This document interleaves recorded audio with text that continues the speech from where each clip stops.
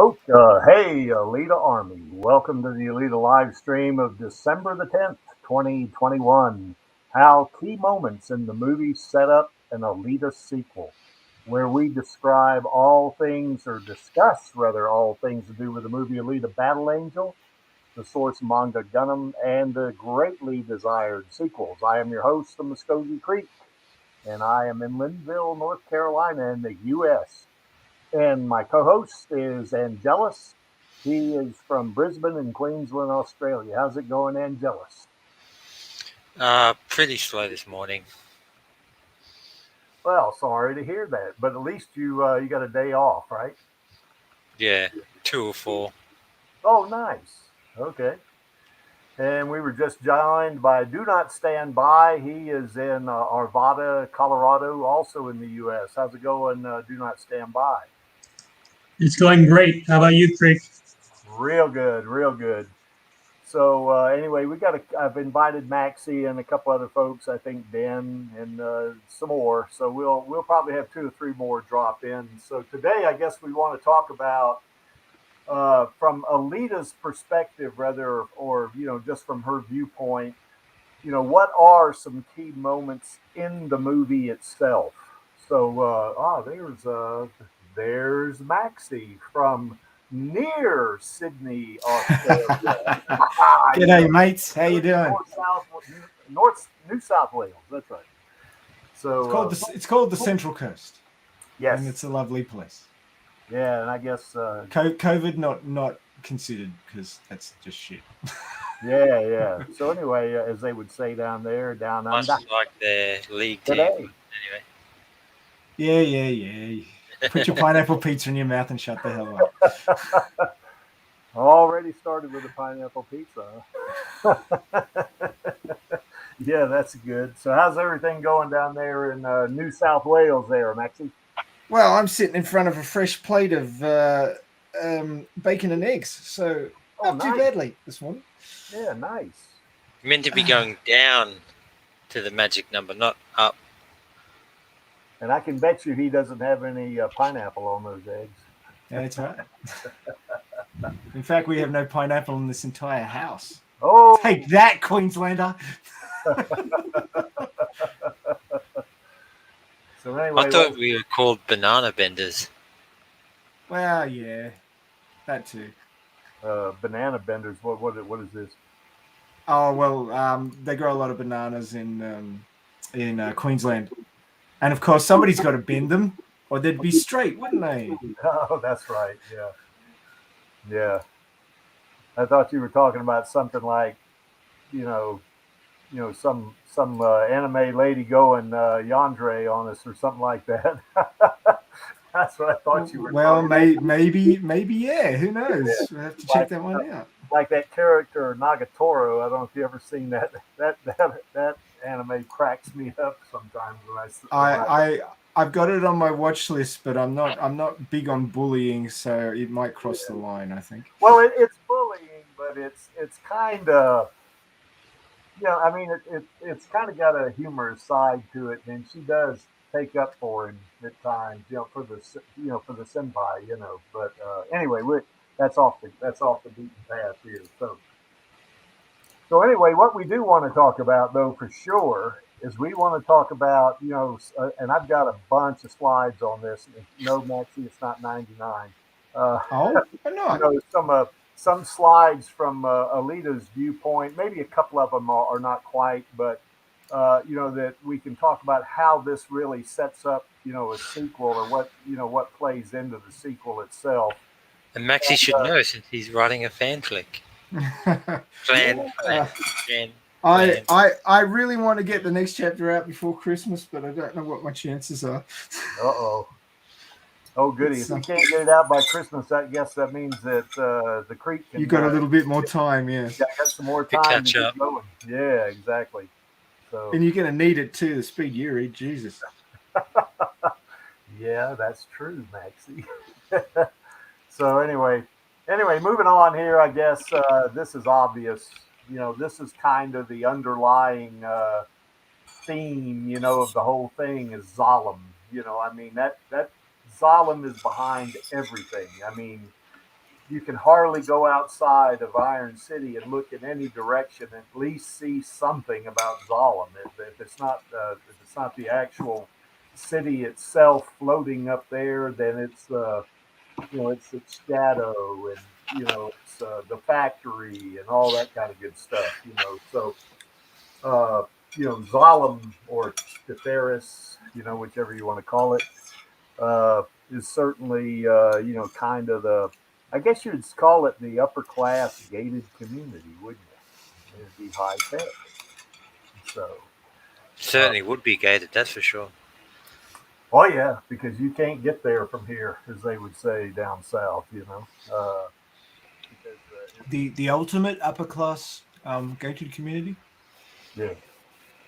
Although I guess in the manga, when I remember now, it's been a while since I read the manga. When Alita first got up there, uh, there was scarce of people, wasn't it? I mean, there wasn't a lot of folks running around. So Well, that's because they were having a civil war at the time. yeah, that's right. So, Spoilers, sorry. Oops. Yep. So anyway, yeah, we'll get off the manga part of that. We'll rephrase it to they were getting vaccinated. Oh wait, that's political. Well, I don't know. Getting vaccinated shouldn't be political, in my opinion, but we'll leave it at that. So, um, anyway, any thoughts that any of the three of you have of how Zalem, what are some of the roles that, or some of the influences that Zalem would have maybe on a sequel? Have any of you thought about that? Of course, Maxie, I'm gonna hold Maxie to laugh because he's writing his fan flick. Yep, that's fine. I'll be able to finish my breakfast then. Yeah. So anyway, Well, aside from like it's what's the word I'm looking for? It's basically everyone's end game, regardless of what that end game would be. In the context that you either want to get up there to join the upper class, you want to get up there to destroy the upper class, or you just want to get up there to escape the lower class. So yeah, that's certainly what Hugo wanted to do, wasn't it? He wanted to get up there. Well, I think that one difference that the movie has that already could significantly change the story for the manga is that Gelda referred to Gelda art referred to the dragon that must be slain, and it's not that Nova is an outcast from Zalem. Key players. Yeah, your mic is having some problems there. Do not stand by. It sounds like you're in a long tube, and it kind of breaks up a little bit. Okay. How about now? Is this any better? Yeah, that's much better. Okay. Yeah, I was just saying that Gelda already said in the movie that Nova is the dragon that must be slayed. Nova is a very different character than in the manga because he's. Yeah, it's doing it again. Do not stand by. It's kind of fading out and jumping back in and all that good stuff. Okay. Oh, that was better. Okay. Yeah. So as I was saying, in the movie, Gelda already refers to Nova as being a key player of Zalem. So rather than being an outcast of Zalem, Nova is a big part of Zalem, and that's a very big difference between the movie and the manga. Yeah, that's right, because he is kind of an outcast in the manga, isn't he? But he's a big shot, I guess, in the movie, as he is the dragon that must be slain. I love that line. So, yeah, Maxie, any thoughts? bacon, and eggs. Eggs. Yeah, you caught me with a mouthful. Yeah, without spoiling your fanfic. Well, this will spoil my fanfic a little bit, but I was looking at it in the, this is a manga spoiler as well, obviously, but I was looking at it that there's certainly across Last Order, there's a lot of different versions of Nova, right? His brain chip is duplicated by the resurrection system that he has in place. Yeah. And we end up with multiple versions of him, some which are a little bit nicer than others, and some which are completely and utterly megalomaniac pigs. You like So, yeah, sons of bitches on steroids. But anyway, so my thought was that rather than waiting until, the second or third series of movies or an anime TV series about Last Order, why not bring that forward a little bit and have more than one version of Nova running around in the second movie, which would make it way more interesting. Yeah.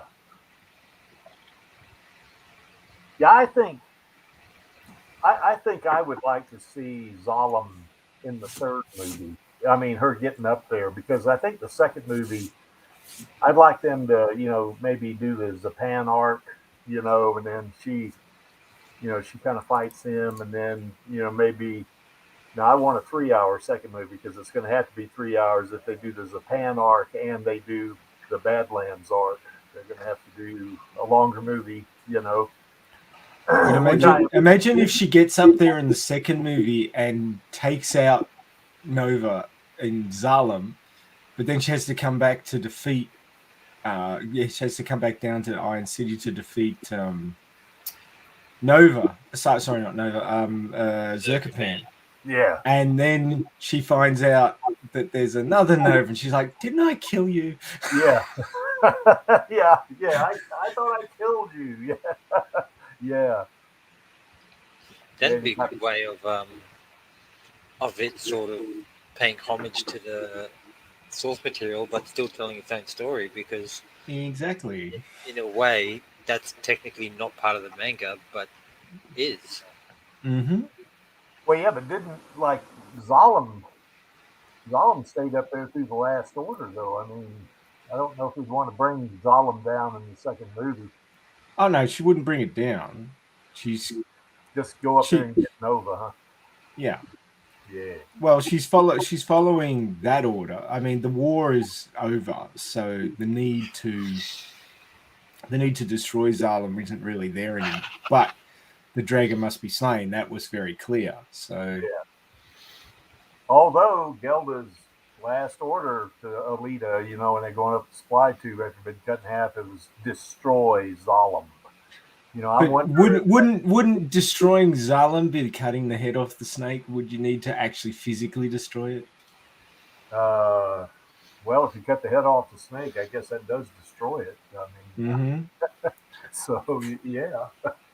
I mean, there's probably going to be a point where she's weighing up.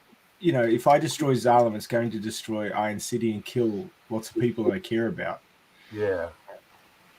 It's 300 years after the war. Would destroying Zalem actually achieve something? Yeah. Yeah, I eventually I'm going to want to see her go to Mars and all that kind of good stuff, or maybe not go to Mars, but I guess Jupiter, I mean, that would be in the fourth or fifth movie. Yes, the Creek wants at least 4 or 5 movies, but, maybe Jupiter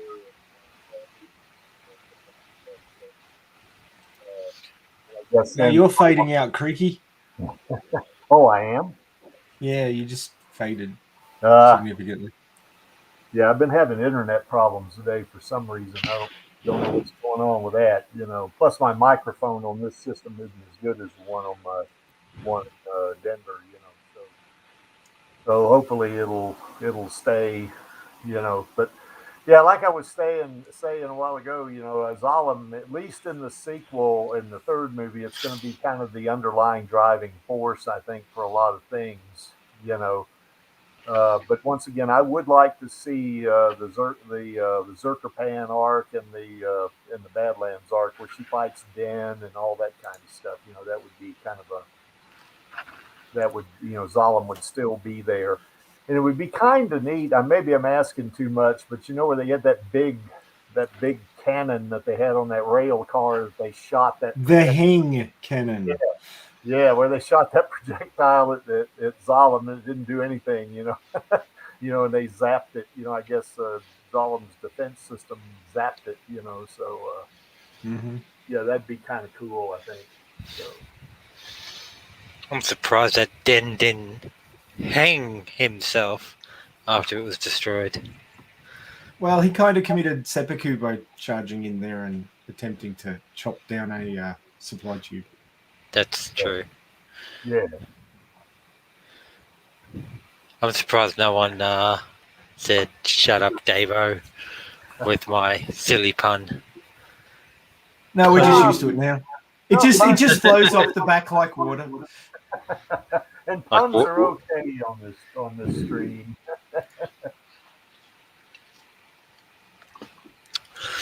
Okay. Well, anyway, this one certainly is kind of an important scene. Obviously, I mean, if if Ito, I think in the novelization, I think it was kind of a fortunate thing, I guess, that Ito found Alita, because the way the trash was being recycled and all that, or other scavengers could have come in and found her, it would have been a totally different thing, And of course, now this is the way the story's written, obviously, but she Alita was very fortunate that someone like Ito found her, and not someone like, let's say, some other scavenger that would be looking for parts to supply the motorball games,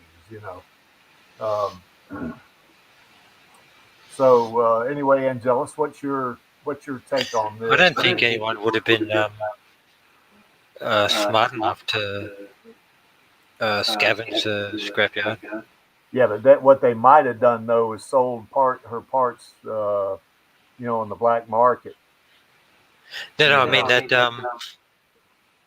like they'd want more high quality parts for their motorball players.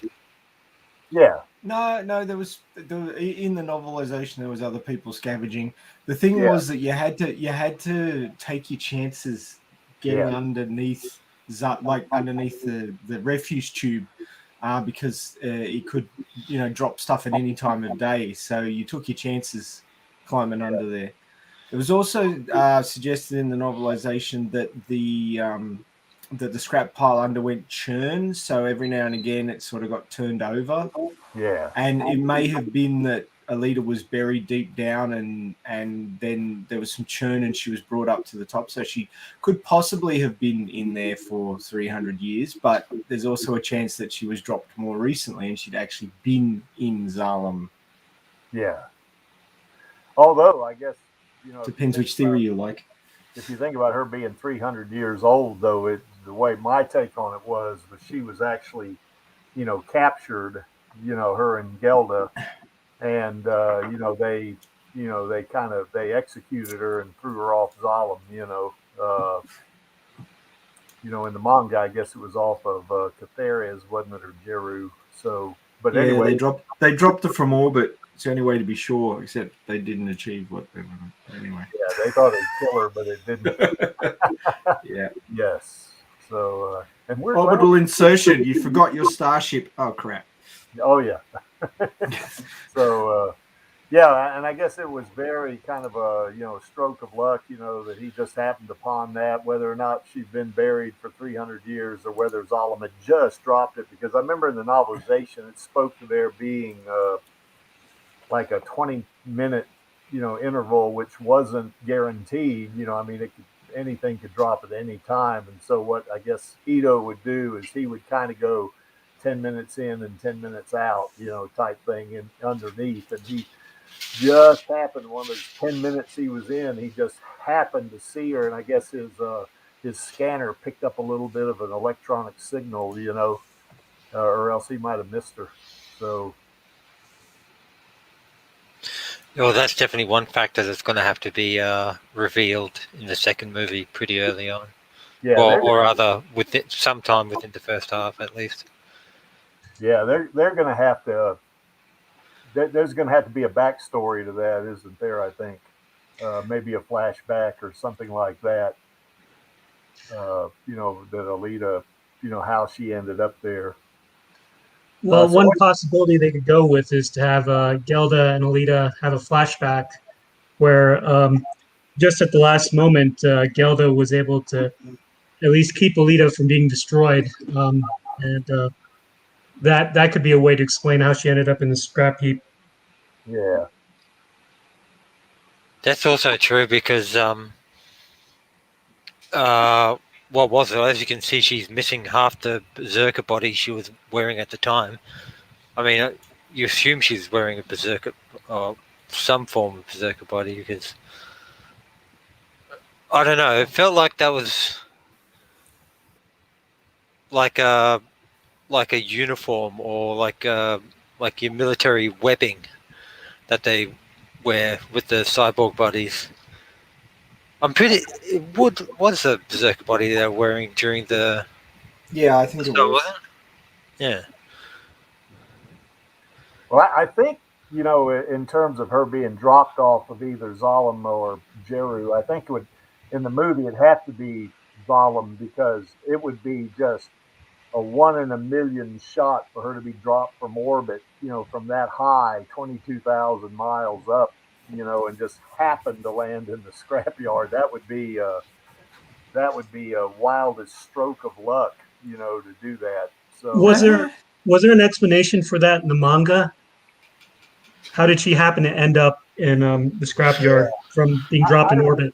yeah, I don't remember, Maxie, you I or do. Angelus. Oh, go Angelus. It depends on if you're talking about the non-canon ending or the canon ending. Well, give us both. Oh well, I'll let Angelus tell you because he's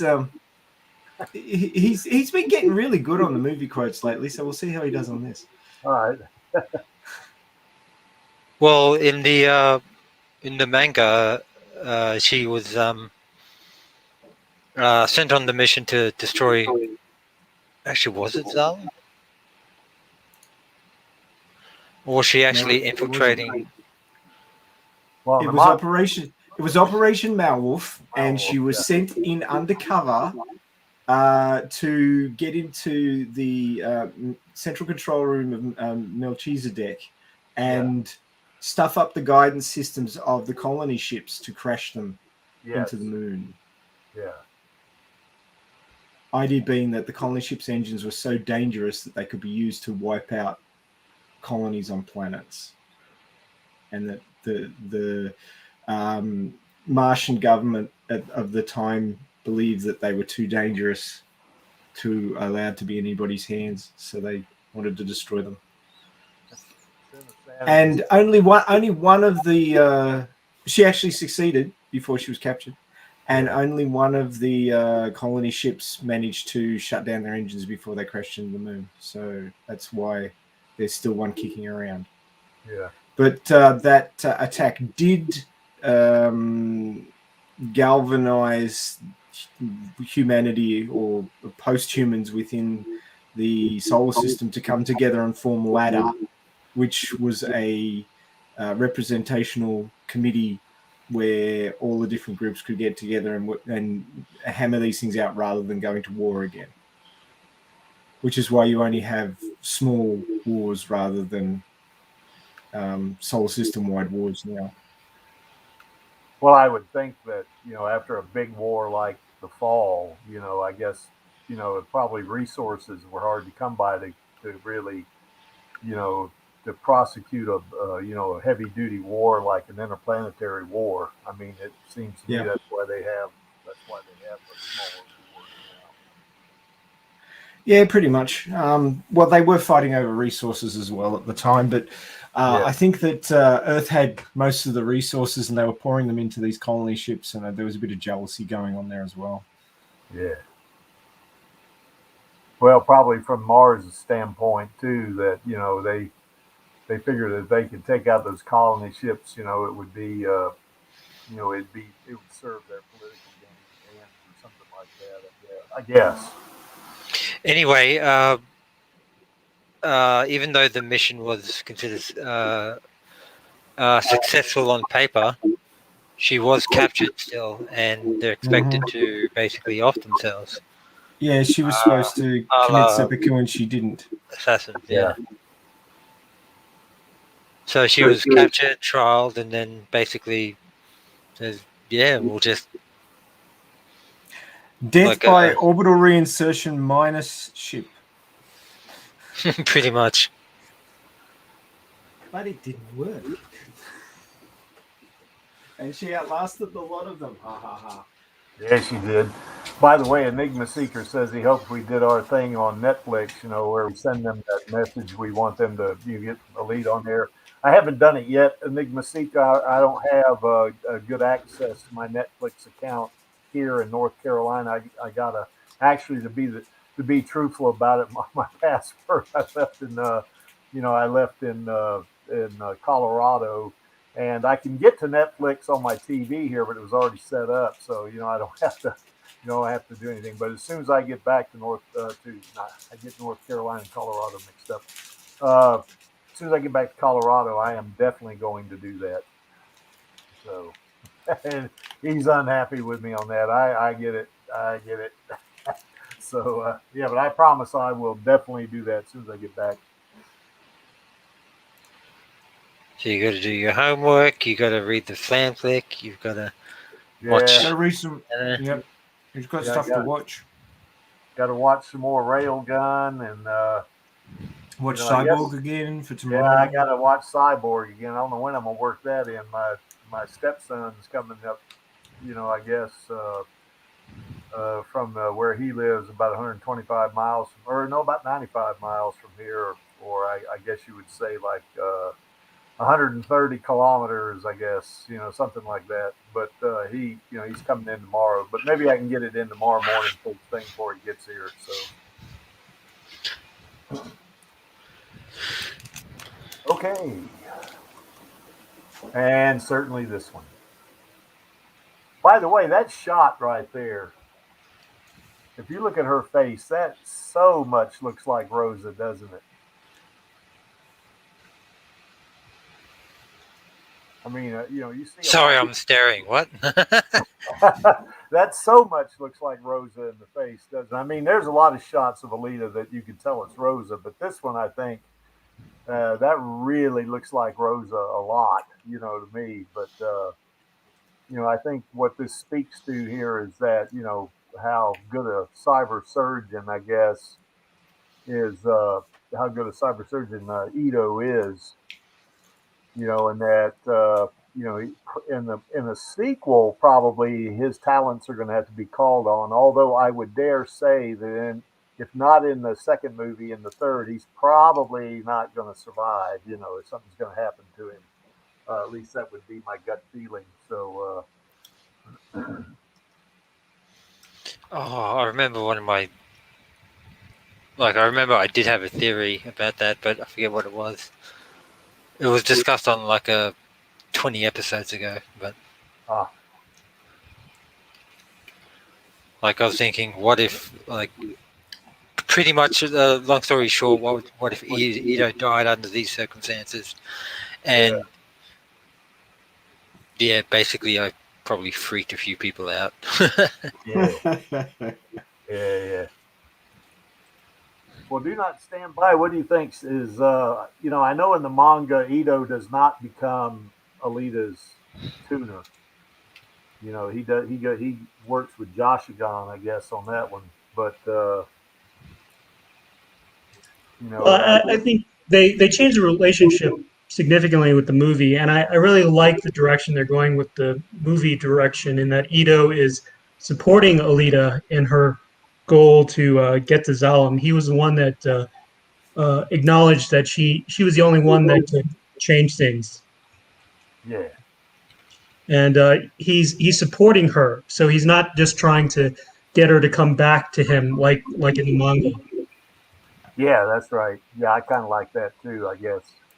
Plus, he's gonna, I guess, if they stay somewhat, faithful to the manga itself, Ito's gonna have to put her in the civilian body, I would guess. So before she moves into her apartment.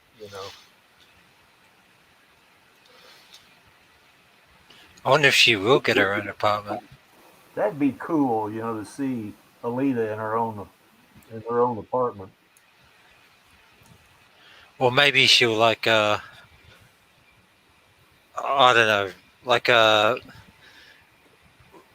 like we see the locker room for Yeah. her tryouts, Yeah. but who's to say that champions don't have their own sort of little niche somewhere else in the stadium? Yeah. You know, one thing I thought of that they could do in terms of her apartment, you know, and this kind of speaks to Maxie's fanfic, is she could move into Ito's apartment. I mean, not Ito, but Hugo's apartment. Now, that'd be kind of sad for her because that was kind of a sad thing, you know, in the fanfic. But you know, but they could use that as kind of a flashback, you know, kind of environment, couldn't they? I mean, she'd see stuff around the apartment that would make her think of him, and you know, they could do a quick scene on it or something like that.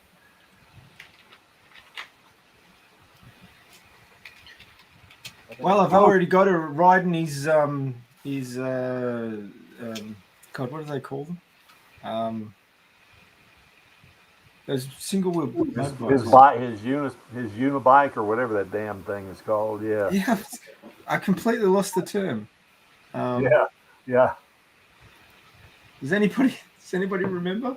No, I can't. I can't remember. Oh, I know man. I know they name it in the novelization, you know, but yeah, yeah. Sin of Sanity says, you know, yeah, her Hugo's apartment has just become available. You know, I don't know what the rent would be on that thing, but you know, or Well, it hasn't just become available. It's well, when the second movie would kick off, if it kicks off right after the end of the first one, it's been several months since that's right. Yeah, since he took the plunge. yeah, There is a major difference in that in the manga, Nova wasn't Alita's antagonist when he was king. But in this case, Alita is focused on going after Nova rather than being lost after Hugo died. yeah. Oh, yeah. Well, she was sent after Nova in the tuned arc, so that is a thing that happens, just not at that point in the story in the manga. Yeah. Yeah, I'd like to see Alita in the tuned body too. That'd be certainly cool. You know, when you think about the technology of being able to do this, you know, like what I know this is a movie, but think about the technology, you know, how advanced, you know, cyborg technology is at this point, you know, 500 years in the future, you know, that, you know, they can connect the human brain to various systems, you know, and, you know, make it a functional, you know, being actually, you know, and give it motor skills and, you know, all kinds of good stuff. So, Well, it's better than the original. It's post-human, basically. yeah. Yeah. There is a, Oh, go ahead. there is a sense from the movie version of Nova that he isn't as advanced as the manga version of Nova, in that he, uh, he wants Alita for her technology. So there is a sense that maybe with the Zapan arc it could be different in that Zapan is resurrected by Nova, but his technology goes awry and it causes Zapan to become the monster as he did in the Well, he would have certainly an axe to grind against Alita, wouldn't he? I mean, since she kind of humiliated him in the bar and then she cut his face off. I mean, that would tend to piss off a lot of people, I think, you know. So, Yeah, but in the manga, it seems like Nova is so way above Alita in terms of technology, and he's the one that ends up advancing her, giving her better body parts. But in the movie version, it seems like Alita has something that Nova wants, that she has more advanced technology than he does. So that's, I think, a major difference with the big story. wow, do not stand by your mic is doing that thing again. So, what I thought I understood you say is it was that in the manga, you know, Alita's technology is not as advanced as Nova's, but in the movie, you know, we don't really know for sure, I guess, because we only see Nova in two shots actually, so or two scenes. and one of them was a hologram, so we don't really know, you know. Well, I was just saying that Alita's heart, Nova wanted Alita's heart. So that Yeah, would imply that there was something that Nova didn't have, that Alita was more powerful and more advanced than what Nova could do. yeah, and you got one thing they did kind of stay, kind of faithful to the manga in that, Nova wanting Grishka to do it. It was like he was playing a game, wasn't it? He was trying to see if his pride and joy could take down the most advanced cyborg weapon ever created. So, and of course, Vector wasn't going to leave it just a hunk of iron, as he said, to do that. So,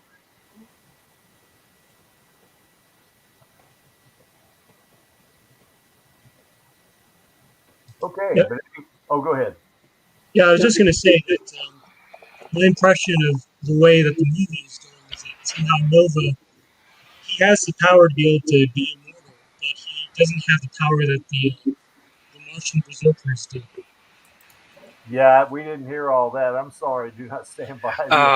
Basically, he was saying that, uh, like, what I heard of what he said was something along the lines of he has the knowledge to become immortal, but he doesn't have the power, or perhaps the power source, hence why he wants the heart. Yeah. Right. Sorry, my mic's so bad. Yeah, No, that's it basically could be on my end too. My internet's been acting up all day, so I don't, it could be on me receiving the audio. I don't know if Maxie and Angelus can hear you better than I can, maybe. Nah, he's fading out for me too. Oh, okay. Okay, but Uh, we got most of that. Do not stand by. but yeah, that's I guess epiphany that I just had as well. But expanding on that, uh, I first was reminded of this from the most recent Predators reboot. But a tactic in war, or at least in hunting anyway, is actually, sorry, no, it's not the most recent Predator movie, but the one with Adrian Brody in it. Yeah, And yeah, but a tactic that at least hunters and perhaps even war in general yeah, is that they'd send out like scouting parties, or in this case, hounds, to, yeah, I guess, not only test the enemy's defenses, but to also to um, like consume their resources, or in this case, ammunition. And I'm thinking, he didn't have much faith in Gruishka in the first place, so he thought, if he somehow manages to pull a fast one on the leader, then, well, fuck, that's a win for me. And if he doesn't, yeah, then I know exactly how powerful she is, yeah, which is also winning in the context of knowledge is power. yeah. I was just observing something about Alita here. You see that whatever that is on her stomach, it's kind of poking straight up there. Uh, that looks a lot like that thing that was in Cowboys and Aliens. Where that alien, I guess he put one of those things on, Daniel Craig's girlfriend, and it kind of the beam came down and disintegrated her. Uh, it kind of looks like that to me. I don't know what did you guys ever see Cowboys and Aliens? I Oh yeah, did, but multiple that's, times. Yeah, I guess, one detail that I yeah, don't kind of, recall. yeah, kind of. Though that thing that's pointing towards her stomach is actually part of the robot arm that's closest to the viewer. Ah, okay, It's yeah, not something attached to her. It's hanging above her. okay, yeah, I see. Yeah, yeah, that certainly looks like Rosa right there to me. Oh, by the way, I got a kind of a nice story to tell you guys too. Yesterday, I went lifting with lift weights with a couple of my friends, uh, at their gym, and I was wearing my Alita muscle shirt. And one of my friends says, what do you do with Alita Battle Angel? He recognized it, and And I said, well, you got 30 minutes. But anyway, we talked about it. And then my other friend, he's a paraplegic, but he is strong as a bull. He says, "Oh yeah, I saw that movie. That was a really good movie." So anyway, we talked about Alita Battle Angel for about 10 minutes. So it was kind of neat, because I wasn't expecting a couple of mountain boys, to know anything about Alita Battle Angel, but they did. So it's kind of See, nice. there's a lot of fans of the movie out there who just aren't active. Like they're just the passive fans. They're the ones that sort of sit back and go, "Oh yeah, if a sequel comes out, I'll go see it." It's Yeah. like, but they're part of the 175 odd thousand people who might have put their digital signature on the please make a second movie thingy me bob, Yeah. but aren't campaigning like we are. So Yeah. They're not fanatics like we are. So for sure. phonetics is such an ugly word. Yeah, it is. Yeah, it is. They're not as how would you say? Well, I don't want to say committed either, although we They're should be. not motivated. Yeah, they're not as motivated as we are. That's for sure. So We need to okay. find new ways to motivate them. Yes. Yes. Well, obviously, excuse me. Obviously, this is. Sorry, I had to clear my throat. This is an extremely important set of scenes right here, or basically it's one scene, but 4 shots from it. Her waking up, obviously, that was nice. I never will forget the first time I saw that. I thought of how pretty it was. How her face and her eyes, and that those anime eyes that just hooked me. I thought that was really neat. But I think what's really telling about this scene, and I think we'll see this in the sequel, is this is the first time you see her kind of like her determination, or at least get a hint of it, because she falls when she gets out of bed, and then she gets right back up because she always does that. She always gets back up. She always recovers, or she always continues, or whatever. And then, of course, that scene on the lower right there, uh, it's just like a curiosity thing to me. It's like she's kind of curious about the world around her. She's kind of wondering about, in this case, her body. The body she's in. I mean, it would be kind of weird thinking that you would, that if you were a cyborg like her, you would be accustomed to be in. It wouldn't matter what body you were in. It'd be like if you bought a new car, you trade in your old car and you get in the new car. So it'd be kind of like that for her, I think. You know, so she'd be wanting to test it out, or that kind of thing. So, any thoughts about that, guys? Well, she didn't really have any choice. She woke up in that body, and it's like, oh well, I'm in a body. Yeah, but she kind of accepts it, though. I mean, it's like, oh, I'm in a body, cool. you know, I mean, she doesn't know what that body is, I guess, because certainly she's been asleep for 300 years. But I guess her instinctive part of her is just she's accepting of it. Hey, Yes. I'm in a body. I mean, with us humans, we only know one body because that's the one we Mm-hmm. got. But with her, it's like it doesn't matter what body she's in. Well, that could be a potential manga reference. The context that she's always been in a total replacement cyborg body, Yeah, and it's just simply her adjusting to a new one. Like she knows that she's a full replacement cyborg. Uh, she just can't remember like why, or no, rather how she got there. yeah. I guess So, if you were dropped, from 2 miles up, or even worse, if you were dropped from the orbit, from a geosynchronous orbit, you'd probably suffer amnesia too, if you survived.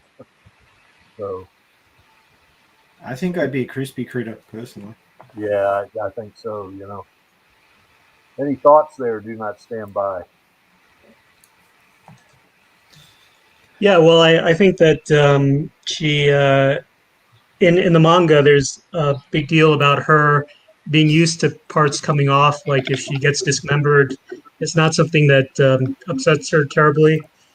Yeah, But in the specials for the movie, it seemed to imply that she was human before she became a cyborg, and that's a little bit different from the manga, in that she was yeah, always a cyborg. yeah. They in the Mars Chronicles, it's a kind of a shocking thing. How she, which we won't go into because I want people to read the manga again, but it's kind of shocking how her origin. I remember when I read it, I went, "Holy crap!" When I read that, it caught me off guard. But uh, yeah, I guess in the movie you do get the feeling that she was a human at one point. I mean, I guess I don't know. They didn't really go into any detail about it, but that was the impression I got too. Because I didn't. When I first saw the movie, I didn't even know anything about the manga except just what little I saw of it many years ago in a comic book store. I really wasn't that familiar with it. So it's I believe it was Alita Rave that brought it up, but uh, basically similar to Nova's like 5 second cameo, um, or Edward Norton's, I should say. yeah, There was like a brief glimpse of the space elevator and a hint that there was something there as well as something beyond it. yeah, And dare I say, that possibly by the end of the second movie, they could, I would say, borrow from the likes of Empire Strikes Back and have like like drop a bombshell in the sense that you know perhaps the mission was a success after all, and not only that, they got to Zalem, but they got yeah, beyond Zalem. yeah, They got all the way up to Catheres because one theory of how she got into the scrapyard, and this leads into how she got into the uh, doll body here, so bringing it back full circle to the stream topic, is that as high tech as the self-repairing nanobots would be, there's only so much that they're capable of at any given time, or they can only repair at it like at a certain speed or rate. Like there's a reason why the like human spacecraft is made out of the materials it is, because if it wasn't, like people would be stuck up in space because they'd burn up on re-entry.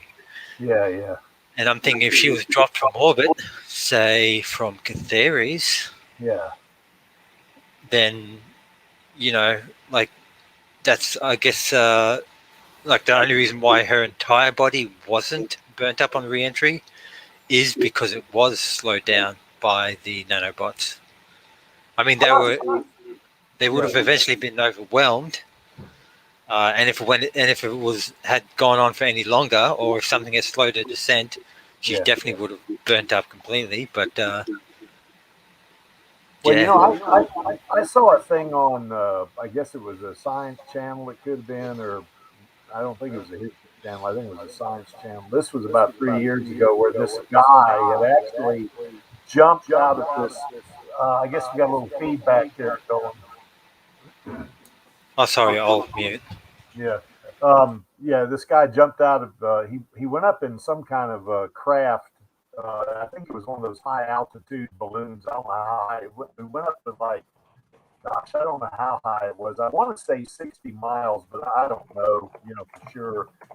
And what he wanted to do, he was trying to break some kind of record, I guess, and he jumped out of this thing. In other words, he parachuted. Now, he didn't open his chute when he jumped out because at 60 miles up, a chute's not going to do you a lot of good, because I mean, it's just not that much air, So, but as he was falling, he didn't heat up or anything. So I'm wondering, if it's kind of a metal, type thing, which might speak to the fact that maybe Alita, what she's made out of or what she was made out of was maybe not pure metal. It could have been some alloy, that was highly resistant to heat, and maybe part of her got burned up or something like that, but most of her, or a good percentage of her, survived the fall, So, I think, I think that might have been the case with her too, I think.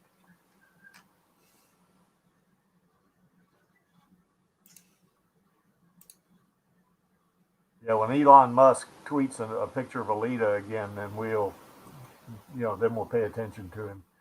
Good thought there, Angelus. So, any thought about this bedroom scene here? Say, do not stand by, or Maxie, what Angelus and I have already put our 2 cents in. I don't really see this as linked to a sequel. This is more the beginning of the beginning story, as it were. The coming of age kind of lead up. So I don't really see this as linking particularly to a sequel. Well, this is more fully embedded in the lore of her awakening. Well, I think except the fact that you got that first impression that when she fell down and got right back up, I think that part of her personality or who she is as a person is going to come into play in the sequel. But yeah, you're right. Her waking up is, people wake up every day, right? So, I mean, it's. You hope so, or they're dead. Yeah, exactly. And you don't want to wake up dead, that's for sure. So. I'm sure it's happening. And the fact that she's curious, see, that thing on the lower right-hand corner, to me, of course, I guess you would be curious if you woke up in a different body that you didn't know what it was. Now, she's accepting of it, but she would probably be somewhat curious of it, I would think. Because you remember when they were standing in front of the factory after Ito had come out with the bounty, for Nisiana and Romo, she said, whose body is this, So she was a little curious about that. But I think the biggest thing that would come into play is just her falling, getting right back up, I think. I mean, there's no quit in her, Of course, most people fall, they get up, I mean, so. They don't get up that quick. Yes. Yeah, that's right. So do not stand by. You got any thoughts? Well, my thought is maybe this could be an important scene that they could flash back to when Nova tries to take over her thoughts. So they might have a different version in the movie sequels about Nova trying to invade her thoughts. Maybe they could use this as part of her snapping out of it. Oh, I see. I didn't know. Now I wouldn't. I don't remember. Did Nova have? He doesn't have any kind of telepathic power, does he? I don't recall that. I think he uses nanobots to get into his head. Oh. Yeah, that's right. Sorry, I just had another epiphany. That could be like their sort of nod towards Ouroboros. Oh. Like in the sense that if they did have like worst case scenario, if they only had an Ouroboros scene as opposed to a act, if you will. Okay. They could use that bedroom scene that you indicated as like a something that snaps her out of it, like "Do Not Stand By" mentioned. Oh, that's a really good point. Yeah. I don't know. It freaked me out. Yeah, unless they do that, I don't think we'll see the bedroom again, though, in a sequel, especially if she gets her own apartment. So, Maybe just in my dreams. yeah, that's right. Yeah.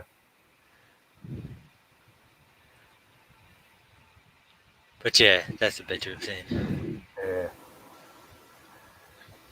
And yeah, eating oranges. And I don't know how much that's going to play into a sequel, but it's kind of a neat scene that I like, but she didn't hesitate to bite into that orange, even though she really, you get the impression she didn't know what it was, because she said, "What do you call this?" I mean, I guess a Martian wouldn't know what an orange is, because they probably don't grow oranges on Mars. So she just bit into it. But it also indicates how much she trusted. I mean, even though she knew Ito just for a very short period of time, and he handed her that orange and said, "Here, eat this. It'll get your sugar levels up." She, without hesitation, now in the I guess in the novelization it says she took it and inspected it. Kind of just kind of checked it out. I guess just by sight. But in the movie, she just takes it and bites into it. Which to me says that she even that early in the movie she had a lot of trust in Ito, I guess. Or again, playing devil's advocate, like I wouldn't even really call it a counter argument, so I can't really say devil's advocate thing, but like from a completely different angle, she might at least recognize Ito as as a medic of some sort, Yeah. and have that level of mutual trust, or trust of someone of his intelligence, skill set, and position. Yeah. Like, for example, if any one of us were to go for an operation, we're literally placing our lives in the hands of the anesthetist and the Yeah. surgeon themselves, plus the like surgeon's aides and whatnot. We're placing our trust in like them just running the place, keeping it sterile, etc., etc., etc. So you could, like, one could say, as a not really a counter argument, but like a counterpoint, if you will, that it could also be just that level of mutual trust, because she recognizes Ito as like a like someone of a high position. Well, she does, in the novelization. I guess there's a, kind of a passage in there that it speaks to her, recognizing that Ito is a doctor, and he goes into full doctor mode, and then he switches to a more of a patriarchal mode, and he goes back into doctor mode, and it kind of speaks to that. So yeah, I guess she does recognize that. So yeah, but this one right here, I don't think is going to be. The fact that she likes oranges is not going to be that big a deal in the sequel. I wouldn't think. I think she would. Uh, I think this was just a neat little way for us to get to know her. I guess. You know. Well, before we move on to the next slide, I'm going to do a double agent script flip, Okay. and like a leader rave always mentions that like there's a lot of repeated scenes or like moments within a leader, and who's to say that something like this couldn't happen once she's up in Zalem? His statement was, by the start of the third act, you have seen everything that is going to be in the third act. It's just presented to you in a different way. Yeah. It's all set up and ready to go. Cool. Well, I was thinking that what it'd be like a neat little repeat, if you will.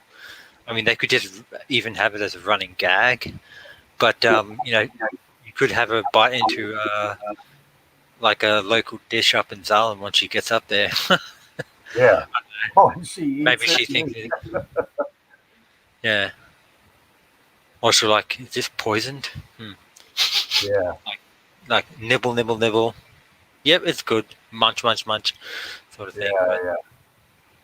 Well, if they had chocolate up there, she's definitely going to eat that. So, so that's for sure. they have chocolate up there, they won't for long. Yeah. Any other thoughts here, or do not stand by? Anything come to mind for you? Yeah, I think it's important to keep some scenes like this to uh, just remind the audience that Alita is such a adorable person, even though she's going to go through some really harsh, dark times in the next couple of movies. Yeah. And a thought that occurred to me, it'd be neat when she gets her apartment. Maybe they have a quick little scene of her cooking or something, I don't know, or preparing her a meal, that she's going to eat, or something like that.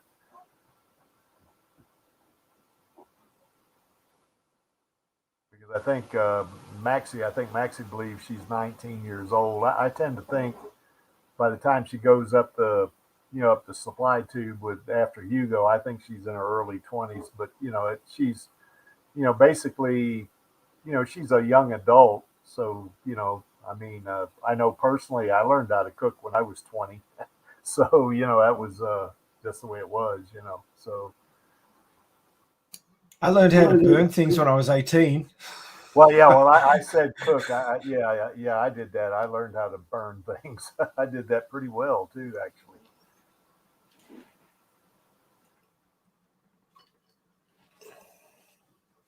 Now this one, what this scene is where she's trying to recall. Remember Ito says, she says, she asks him, "Do you know? Am I supposed to know you?" And they said, "Well, actually, we haven't met." And basically, she says, I guess that did they know who she was? And then of course Ito says, "Well, we were hoping you'd tell us that." And she, just draws a blank. She doesn't know who she is. So I think where that plays into the sequel is that, she's gonna. I think through all the movies, however many we get, I think there will be some element of her discovering something new about herself through all of the movies that they make of her. Where she's the protagonist, of course. And I think that with each one, we will learn a little bit more about her history and about who, what kind of person she is, and or what kind of person she was actually. And they can do a lot of that with flashbacks, I think. They'd have to be, what's the word for it? Uh, Not selective, but basically, I guess in a way it would be selective, but definitely reserved in the use of flashbacks because you don't want to basically repeat the Yeah, first movie again. yeah, exactly. Well, you'd have to have different flashbacks. For instance, with her learning who she is, they'd have to have some flashbacks back to her being a little girl. I mean, like 5 years old or something like that. You know, I think that's kind of what they'd have to do in a sequel. For as she is remembering. And the way they did the flashbacks in the movie, where they did that close up of her, of her iris. You go right through the pupil of her eye. And then you go into her brain. That was kind of an innovative thing, I think. But you learned a little bit about her. You learned that she was in the military. You know, which is kind of neat. Because if you saw her like this, you wouldn't think of her as a warrior. You wouldn't think you would just think of her as a 14-year-old girl. Even though she's a cyborg. I mean, she's not an adult here. I mean, she's just a little girl, or a cyborg teenager. But as they did those flashbacks, you kind of got the idea that hey, she only looks like she's 14. She has all this experience as a warrior, in the military. And I think that's kind of what they could do in the movie. They could accomplish a little bit more, and educate us on who Alita is, with those kind of flashbacks. I think.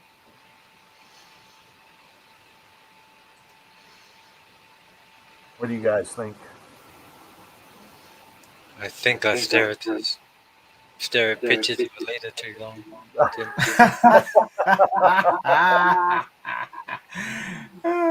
Well, I remember when I first saw this movie, I thought, well, in these set of pictures, or video, I thought, well, she's cute, and all that, but she's a little girl. It wasn't until she got that berserker body I went, oh, whoa, that kind of thing. There, wow, that's something else. So, but yeah, you like wasp waists, do you, Kriggy? What's that, Maxie? You like wasp waists? Yes, I do. Yes, I do. Yep. And y'all can hit me over the head later about that. But that's fine. But I do, yes. I'll be too busy joining you on that hill. Yeah, exactly. Of course, I kind of, and I do not stand by, and I've talked about this a couple of times, when I've gone up there. I kind of view Alita, as kind of like I would a niece. I mean, that's, kind of how I see her, I remember I put that post here a couple of weeks ago, of manga Alita, with her hand, with that plasma around there. She says, "I love my Uncle Creek." Any questions? So, that's kind of how I view her, as kind of like a niece, I guess.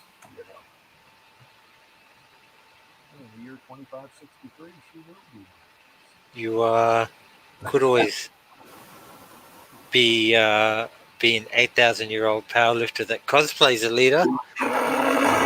Yeah, yeah, that was funny. I like Ben's video was really funny, and where does he get that shit from? Yeah, Ben is a good writer when it comes to videos. He's really good at it. I like that part that even vampires think he's old. that tickled me, And then of course, and now he meets this person. He has something in common with this person, with Cran, jumping around in her outfit. It's just hilarious. I am as happy as I am jealous. Yes. You got to meet Cran and Ryder. Oh yeah, Cran and Ryder are good people, man. There's no doubt about it. And if Cran's out there in the chat, you'll never be able to get rid of that Boom Boom Mecha Dance video because now it's in dens. Yeah, that's right. Yeah, I think Cran usually plays games on Finestro. Hello, Pineapple Team. That's for everybody except Maxie there, Finn. So, Team. Yeah. Maxie's definitely not on the Pineapple Team. So, Well, I can't be because it's Angelus. I've gotta resist. Oh yeah, you got the border. Right. You got to be the one's compliment on that, don't you? Mm-hmm. Okay, this right here, and it'd be as bad as us agreeing on football teams, wouldn't it, Angelus? Never happened. What football teams you guys like? Now you see, there's this league competition called State of Origin, and it's Queensland versus New South Wales. So one of the closest sort of matchups that the US have would probably be East versus West in the NBA. Oh, okay. Oh, I see. It's like an all-star game. Well, yes. It's where you came from game. So it doesn't matter which team you play for. People are drawn from all the teams in the competition and separated into where did you come from? Is this Aussie rules football? No, this is league. So what is rugby that? Rugby league. Oh, rugby. Oh, okay, yeah. It's like gridiron, but without the kicking and the long forward passing and the armor. Yeah, I know rugby. What are you talking about without the forward passing? New South Wales do it all the time. Yeah. In your dreams, shots fire! Shots fire! In your dreams, bitch. I have no clue what y'all are talking about. In rugby, you're not allowed to pass forward. It's a foul. You've got to pass backwards. So Oh, it's like a basically, you've got to lateral. carry the ball across the line or kick a field goal. There's no forward passing. It's like a lateral then in American football then. Yeah, but you're not allowed to do those long bullet passes. Yeah, you can't throw the long pass like you do in American football, but in American football you can lateral, which means you can throw it backwards or almost to the side, not forward. We call that a lateral. So Right, fair enough. So it's Yeah, but it's a real men's game because they don't have armor. It's I love it. Basically, it's the reverse of breaking motor. bodies. It's a reverse of motorball because It is. motorball you're not allowed to go back, and actually it's the same. Motorball you're not allowed to go back, and in rugby league There's you're no not allowed to pass sideboard back either. or pass forward. Oh, whatever. Oh, you mean You're like confused, motorball? lad. Yeah, motorball you can't go backwards on the track, right? You got to go forwards. Yeah, and rugby league you can't pass forwards. Yeah, all right. Yeah. Okay, I think these sets of pictures are a little bit different. I think what we will see there, of course, in the upper left, I think Alita will always have feelings for Ito. I think, I mean, they'll have a period of estrangement, I guess, if they follow the manga, where Ito actually goes to work for Joshigan or something like that. But I think, she'll always see him as her father, so I think that will play out even no matter how many movies we get. And they could probably do flashbacks if they get into the fourth movie. They could do a flashback. Although in the Last Order, Ito's around at the end, so I mean, maybe it depends on how they want to do it, I guess. And then of course that one on the upper right there, that's where she first sees Motorball. That's where she's looking up at that big flat screen, and what is that, kind of thing, and she's just awestruck. So I think her, certainly we're going to see probably in the sequel. I mean, there's a lot of things they can do in the sequel, and even in the third movie, they can have a motorball arc with Joshigan. They can have the Zapan arc. They can have the Badlands arc. Have Tuned arc. In other words, they can do a lot there with that one. The reason why I got the one in the lower left-hand corner there is certainly the little stray is not going to be in unless they bring him back, in his cyborg body. They could do that, because in that little post-credit scene that they didn't want to put out because we don't want to be like Marvel, that he has a cyborg body that little stray does. But I think that to me that speaks to how McTeague, or Murdoch, whatever you want to call him, his hellhounds are going to have a role to play. I think particularly in the fan art. That's going to be kind of cool. And I'd love to see Jeff Fahey in that too, because I mean Jeff Fahey is one of my favorite actors. I think he's great. I first saw him when he was in Silverado, and he was great in that movie. He played a really badass outlaw. I just love that guy. He's really good. They could one way they could introduce McTeague and possibly even the small dog is Zapan probably does put his revenge plan into motion, and basically en route to, I guess, intercepting Alita, he gets intercepted instead by McTeague. Yeah. And while movie lore, they have no quarrel except maybe the fact that McTeague thinks he's a bit of a pussy, but like a wuss, as Assassins would call it. But there could be like a nod to the manga in the sense that we know that Murdoch has like a much more deeper motivation of why he hates Wait, Japan. wait a minute. Though Zapan thinks McTeague is a wuss. I get that No, feeling. other way around. Oh yeah, yeah. I think so. Yeah, I think yeah because McTeague kind of had that laugh, when Alita said, you might, you might mess up your hair or something like that. After she said, I'm going to pull your arms and legs off, roll your head around the streets, so that you might mess up your hair. And he kind of laughed at that. You got the feeling that he kind of doesn't respect Japan, does he? That's kind of the feeling I got from it. But you know what's Well, going to be neat about it, though, in that Japan arc, if they stay true to the manga, Sarah will be McTeague's daughter, and Zapan, well, I don't want to mess up the manga because I want people to read it. Of course, I bet everybody on this stream's read the manga, but I still won't mess it up. But McTeague will have a reason to go after, Zapan. I think. So that's kind of another little mini arc that they could put into the Zerkapan arc. I think.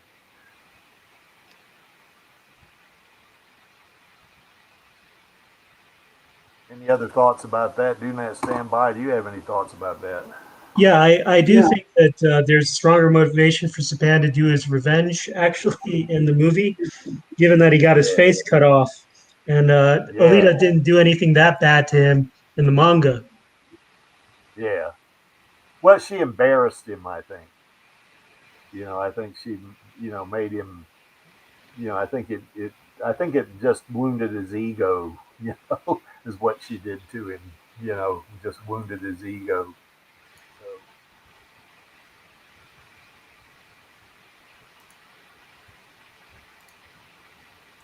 Well, the whole thing with her slashing the front of his face off is a reference to saving face and yes. losing face. So. Yeah. Yeah, he definitely lost face. Literally. Yeah. And I guess that kind of that little photo on the lower right hand corner. I don't know if I just like that scene, because, she just instinctively, when that centurion, started approaching her, she got in her fighting stance immediately, and I think that's kind of what we're going to see in a sequel. I think she's gonna in sequels and a trilogy or whatever she gets. There's going to be a lot of fighting involved. I think, you know.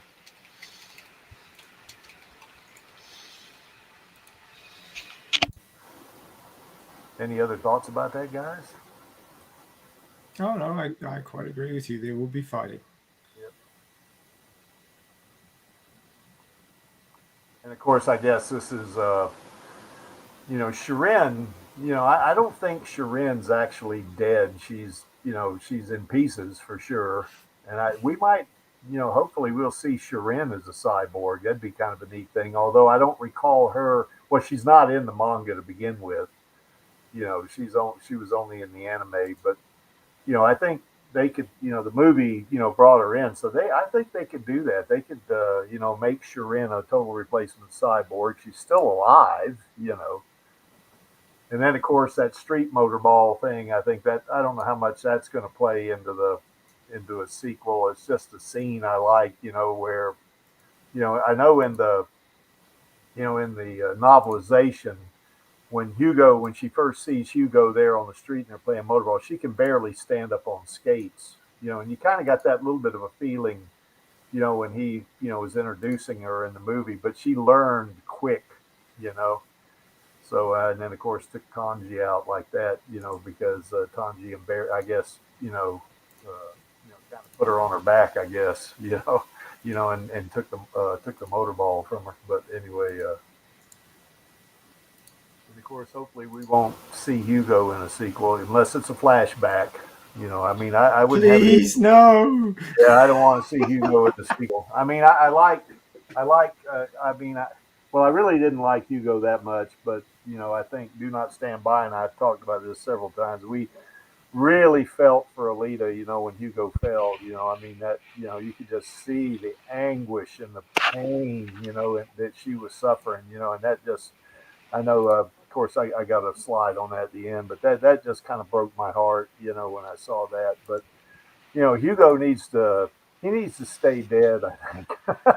But I do think it'd be okay for him to be in like a prequel if they wanted to do something like that, or in the series, and they could bring Keenan Johnson back for that. That'd be kind of cool, I think actually.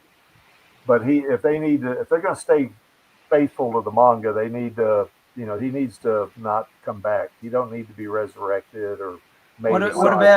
What about Hugo's twin brother Hugo?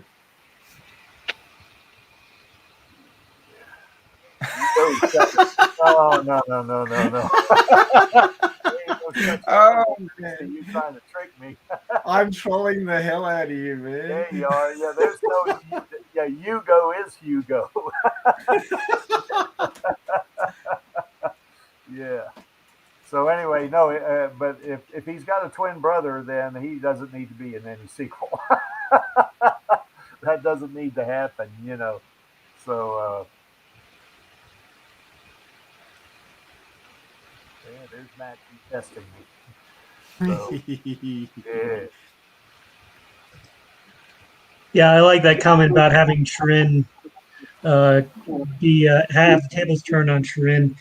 In that we've kind of been established in the movie that Shirin is really Nova's arm, in that she's the one that upgrades his cyborgs. So maybe she could be the one that upgrades Zapan rather than Nova upgrading Zapan. Ah, yeah, because she did go up to Zalem, I guess. Well, we don't know. I think she did. I mean, probably whoever Vector's successor is, I guess maybe sent her up there because probably Nova said, hey, that box there, send it up to Zalem.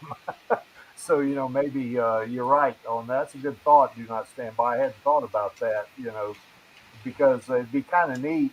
It would show a little bit about Nova's, leadership at Zalem if he delegates that, to somebody else instead of him doing it. That would speak to the fact that he's in charge. So.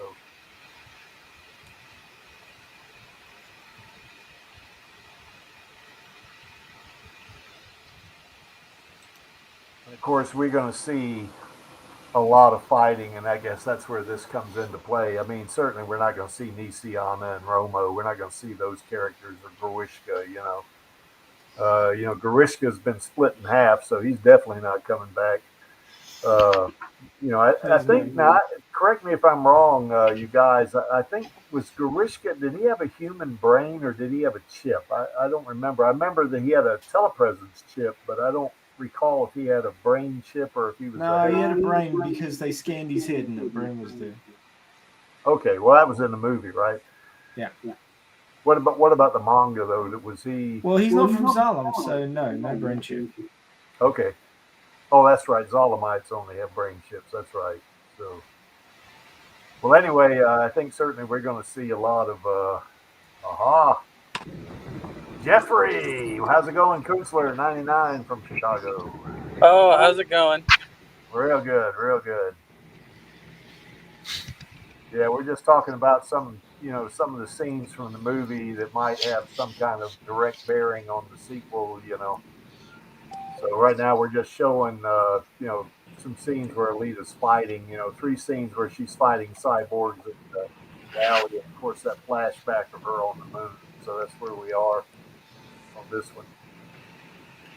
I think one thing that we will see, hopefully we'll see more flashbacks, please, is that I would like to see some more flashbacks of the moon, or her battles. I want to see. We saw that on the moon very, briefly. We saw that her going up the supply tube on Zalem. I want to see more of her in the military. I think that would be a neat thing. And maybe that's because I used to, work for the military. But I think that'd be kind of cool. Any thoughts, guys? Oh yeah, lots of flashbacks. You still got to fill in a lot of that stuff. I only got one thought. This guy. Basically, in my story, I've got it that when she has a flashback, she remembers a new Panzerkunst skill. Yeah. So I've got several flashbacks during Motorball, and I'll see what else I can. Yeah, I was about to say one of your on your motorball thing where she had a flashback, didn't she?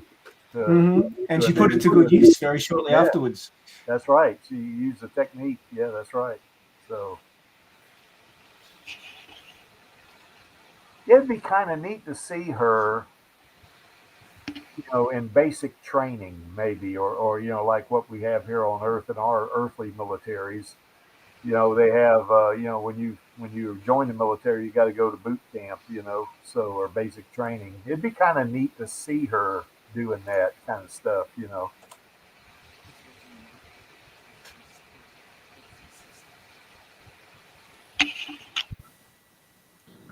Yeah, I mean, I think like especially during like if there was going to be expanded Motorball in the sequel, like her, like kind of finding or remembering techniques like the Hertzahian,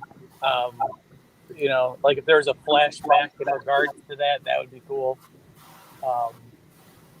Even like they can even make the flashbacks even kind of fun or even funny. Like you could have a random flashback that would just make you laugh too, kind of. I don't know. Oh, inject a little comedy in it, huh? Okay, I can see that. But I definitely do want to see kind of like what Maxie does in his fanfic. Is where they flash back and she learns to do Panzer Kunst move, and you get to see the details of that. And of course, having her flashback to basic training would be cool. Anything with her in the military, I'm going to like. Yeah, I mean that makes a lot of sense to get the visual representation. Yeah. Because the fact that she beat the crap out of those three cyborgs in the alley, I mean, that's kind of and she does not remember who she is that much, but she still has that instinctive fighting skill, doesn't she? And she just beat the crap out of them. I mean, that's in her doll body, so that. I like that she looked shocked while she was doing it. It's like, yes, smack! Yeah. Oh shit! What did I just do? What the hell did I just do? And when she jumps back down the hole, and that look on her face is like it was almost like she's got like 10 gallons of adrenaline in her head, or something like that. I mean, she was focused for it.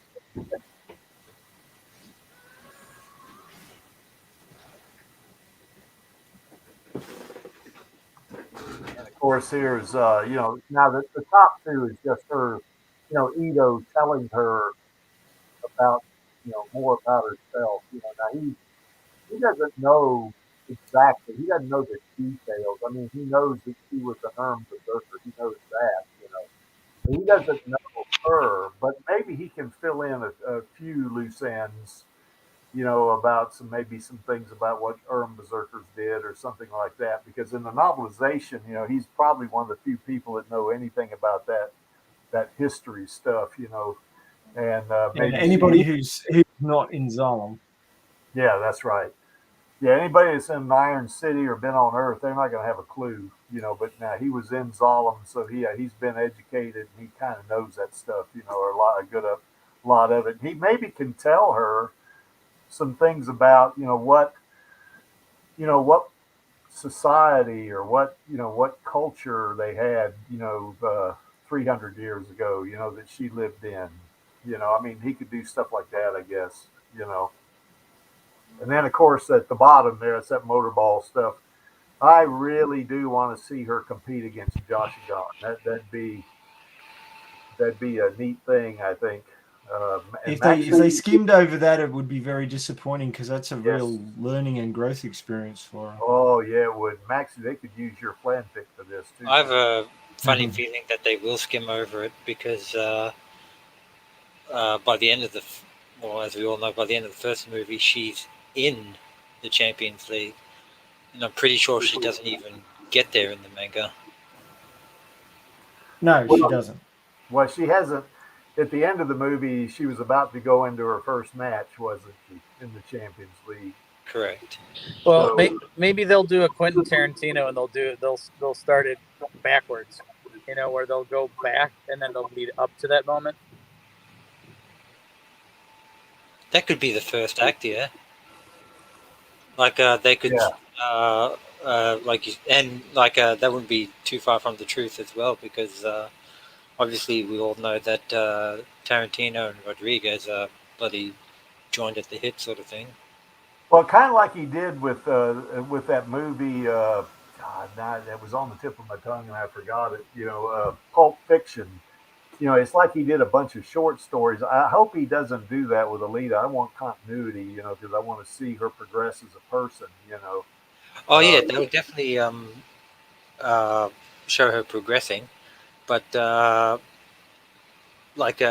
borrowing quite a bit from Jeff's idea, they could have her like sort of like start off at the weigh-in, if you want to call it that, versus Joshua Gunn. Like her entering could be like, hey, this is my match against Joshua Gunn. You're next, Nova. Yeah. And then for the first act of the sequel,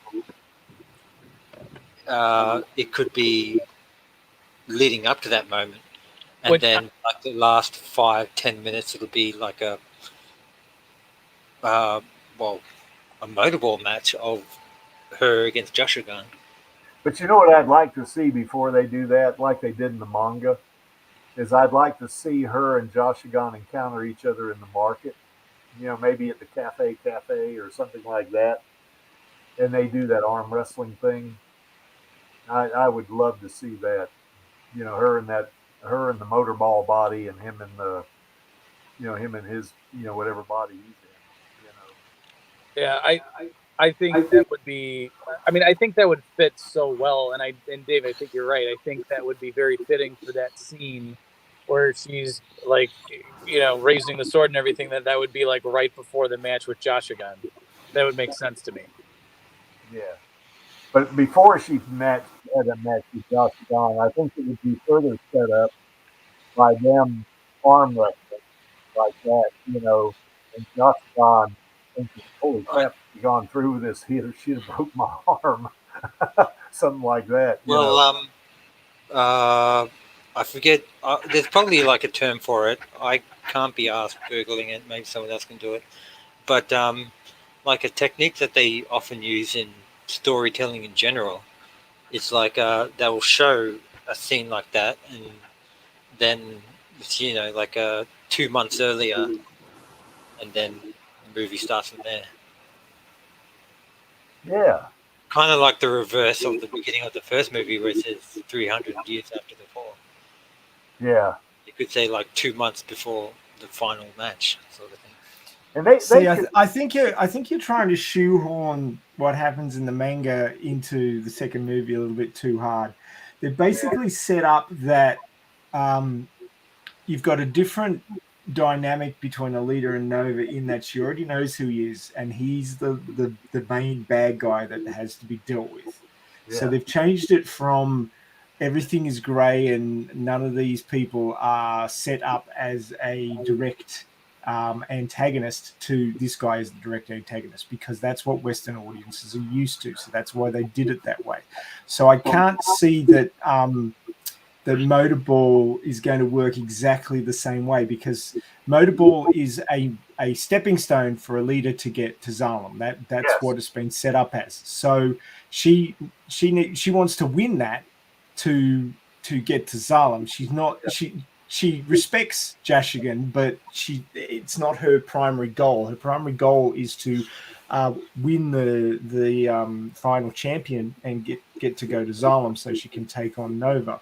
Of course, we all know that nobody goes up there in full fighting form. They go up in pieces. So that's not going to work out so well for her either way. But one thing she might look at Joshua know is the fact that, Joshua wants to be final champion also. So she could kind of view him as an obstacle, Oh, yeah. I want to be final champion so I can get to Zalem, but he's wanting to get to Zalem too. He wants to be final champion, so you're in my way.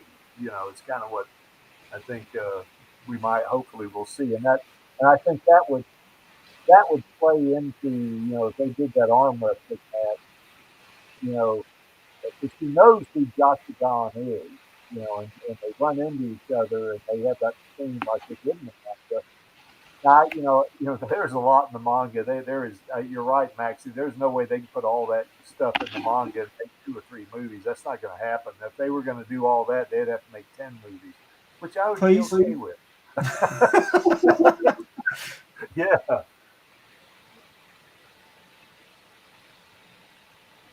Any thoughts there? Do not stand by. You got. Well, I agree that the dynamic's different. I think that although Joss Gunn can play a big part in the next movie, they probably won't put in everything that was in the Motobar arc because the focus isn't so much about Alita finding herself as it is about getting to Nova. Agreed. But it would still be neat to see that arm wrestling. It would be the neatest thing. It'd be neat to see this, what people think is a little girl, although she's not a little girl in that motorball body anymore. But it'd be kind of neat to see her, kind of battling Josh Gunn in an arm wrestling match to a standstill. That'd be the coolest thing, I think. Well, it definitely wouldn't be in the Berserker body because that's against regulation. Yeah. Except who gives a fuck about regulation if you're Vector? Now these set of photos right here, I guess there's no real specific tie-in to the sequel, except for the fact that her discovering that spaceship, of course, or Hugo taking her to the ship, that kind of set her on her journey to knowing. Well, it did set her on her journey to trying to eventually figuring out, hey, I was an berserker, and I guess that picture on the lower left is my daughter's favorite scene, I guess, in the movie. So, where she, kind of pounds on that little gurney there, But what I do think though is that I think the underlying influence of her being in the military, I think is going to be with her, through a couple of movies at least. I think maybe all of them, you know. Uh,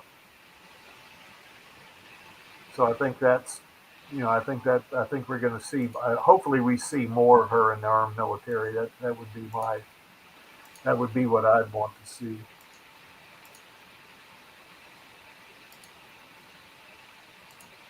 Any thoughts, you guys? No, An interesting thing they could do. Oops, sorry. No, go ahead.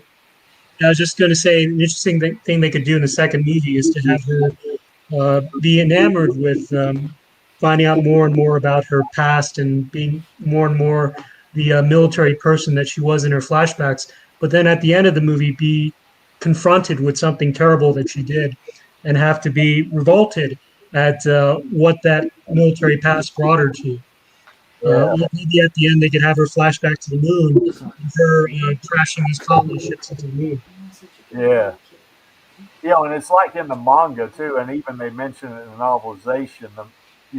If she would have just stayed where she was, and not gone into. Of course, Nova would have probably still figured out she had that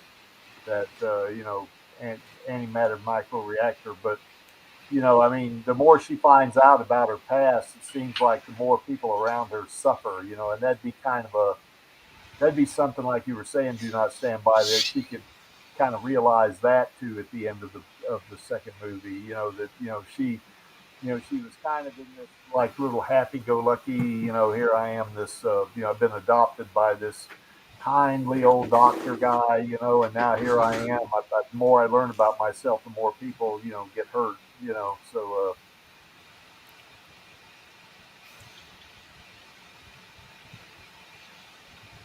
What about it, Kunstler? What do you think? Well, I think that ultimately, I mean, I would like to see those type of flashbacks in general, as far as like that past. But I don't think the second movie would be the appropriate time to pull that card.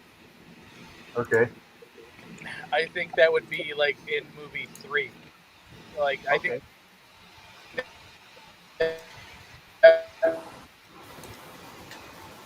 Oh, you must have hit a dead spot. We're not hearing you. Be like in the so now I would say I don't think that's the next movie material. I just don't think that's going to happen. So personally, I do think that her character development is going to be something that's extremely important because she went through that shift with losing Hugo. So I think her character development is going to be the focus. I don't think it's going to be just getting up to Zalem in this next movie. I don't. I think it's gonna be. I don't think she's gonna get up to Zalem in the second movie. Like if she does, it's gonna be right at the end, and especially with the whole motorball fight. Like I don't think she's fighting to get up to Zalem because I think she already knows the only way is to go in a brain in a box. Like unless she's willingly taking that risk because she already knows you can't get up there unless you're disassembled. She already knows that. She already had that confrontation. So, that Vector told her that, didn't he? Yeah, exactly. So she knows that. So I don't necessarily think that she's winning that to get up there because that's basically a death sentence. Unless she just doesn't care that much.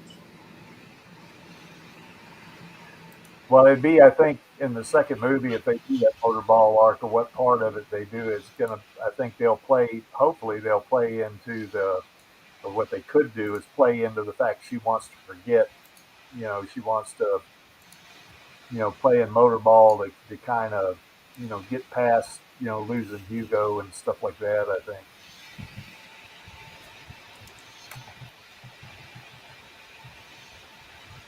Yeah, and I don't know if they can play that card because the motorball is introduced to her by Hugo. So it's kind of hard to forget the person that initiated you into it to begin with. I certainly don't think she'll be. I know Odd John Hoots thinks that, he thinks that they need in the second movie put her back in the Berserker body, but I don't see that happening myself. I think she'll be in that motorball body, or she'll be in the civilian body. I could say something about that, but I won't. What's that again, Angela? I could say something about that, but I won't. Well, anyway, but I think she'll be in it for a good part of it if they're going to lead up to the ending scene. Like I think she's going to be in that body for a little bit leading up to her going through motorball. But I mean, again, the civilian, yeah, I think it's important for her to lose the Berserker body. Yeah. I don't know if they're going to fully go through with that, depending on how they're going to do the sequel. But I mean, I do think that's an extremely important part of it because that's going to be her losing her strength of what she knows and her having to learn without, Yeah. Any more thoughts, guys? Yes, but as soon as I finish the food in my mouth, sorry. That's right. You Aussies are eating breakfast, aren't you? Well, second brunch. But you call it brekkie, don't you? You don't call it breakfast. Dizzy would call it beer, but anyway. Beer, yeah. I saw Dizzy in the chat a while ago. I guess he's not still in there there now. floating around. Yeah, he probably is. Okay, and then of course, where this comes in is now there's a lot in the manga they're not going to be able to get in the movie, but any movies unless they do a bunch of movies. But her being a hunter warrior, that would be interesting to see her hunt down a criminal, and take them out. That would be kind of an interesting little, kind of a scene. I think they could do maybe one scene, of doing that just to establish the fact that she's a hunter warrior, and in that one, that might be Kunstler, where she still has her berserker body. She could do that one, and then of course just eventually go to to Ito and say, I can't live in this body anymore. You got to put me in a different body. Because I think about Hugo too much when I'm in this body. So or this is the body I was in, and I couldn't save Hugo, or something like that. But I think they could do a scene, maybe two, where she hunts down, criminals, as a hunter warrior. Because I know in the anime, her and and I think maybe, and I don't remember the manga, but don't they? She does team up with Ito, doesn't she? I guess that was the anime. I guess she did that. So Well, that was manga. That was manga and the anime. It was all the same. okay. I would have thought you'd remember that from us going through the manga in those chapters. Well, I've only been through it once, and it's been a while, so I'm gonna have to go through it again after I do my other homework, of course. So, but it would be kind of. Oh, go ahead, Kunstler. Yeah, I was going to say, I think I've read the manga legitimately more than I've read the Bible. I can dig that. Yeah. So, Maxie, do you think we'll get much of her as a hunter warrior in a sequel? You think, or maybe? No, there's no time. There's larger beats that are required. Yeah, it's just too much, isn't it? I mean, to try to put all this stuff into a movie, I guess, and it doesn't directly contribute to her going to Zalem, I guess. So, I guess that's why. How many volumes are in the manga? 38, something like that. I mean, yeah, it's impossible to get that in 3 movies. I mean, seriously, unless you made the movies, 5 hours long, maybe. Just a quick one. I'm gonna turn on my unit's aircon on. Okay. I have to turn it on at the breaker circuit board. Okay. So I'll be about a couple minutes not Okay. on stream, just to let you guys know. Yeah, no problem. So AFK for a few. Do not stand by. If Alita was your daughter, would you be worried about her if she was a hunter warrior? Yeah, of course I would be. But even in manga, the hunter warrior arc wasn't that long. So I think the hunter warrior arc is in the past now. Yeah, it'd be neat to see one brief scene. That'd be neat, I think. She's cute. Oh yeah, I think this speaks directly to the Japan arc, I guess.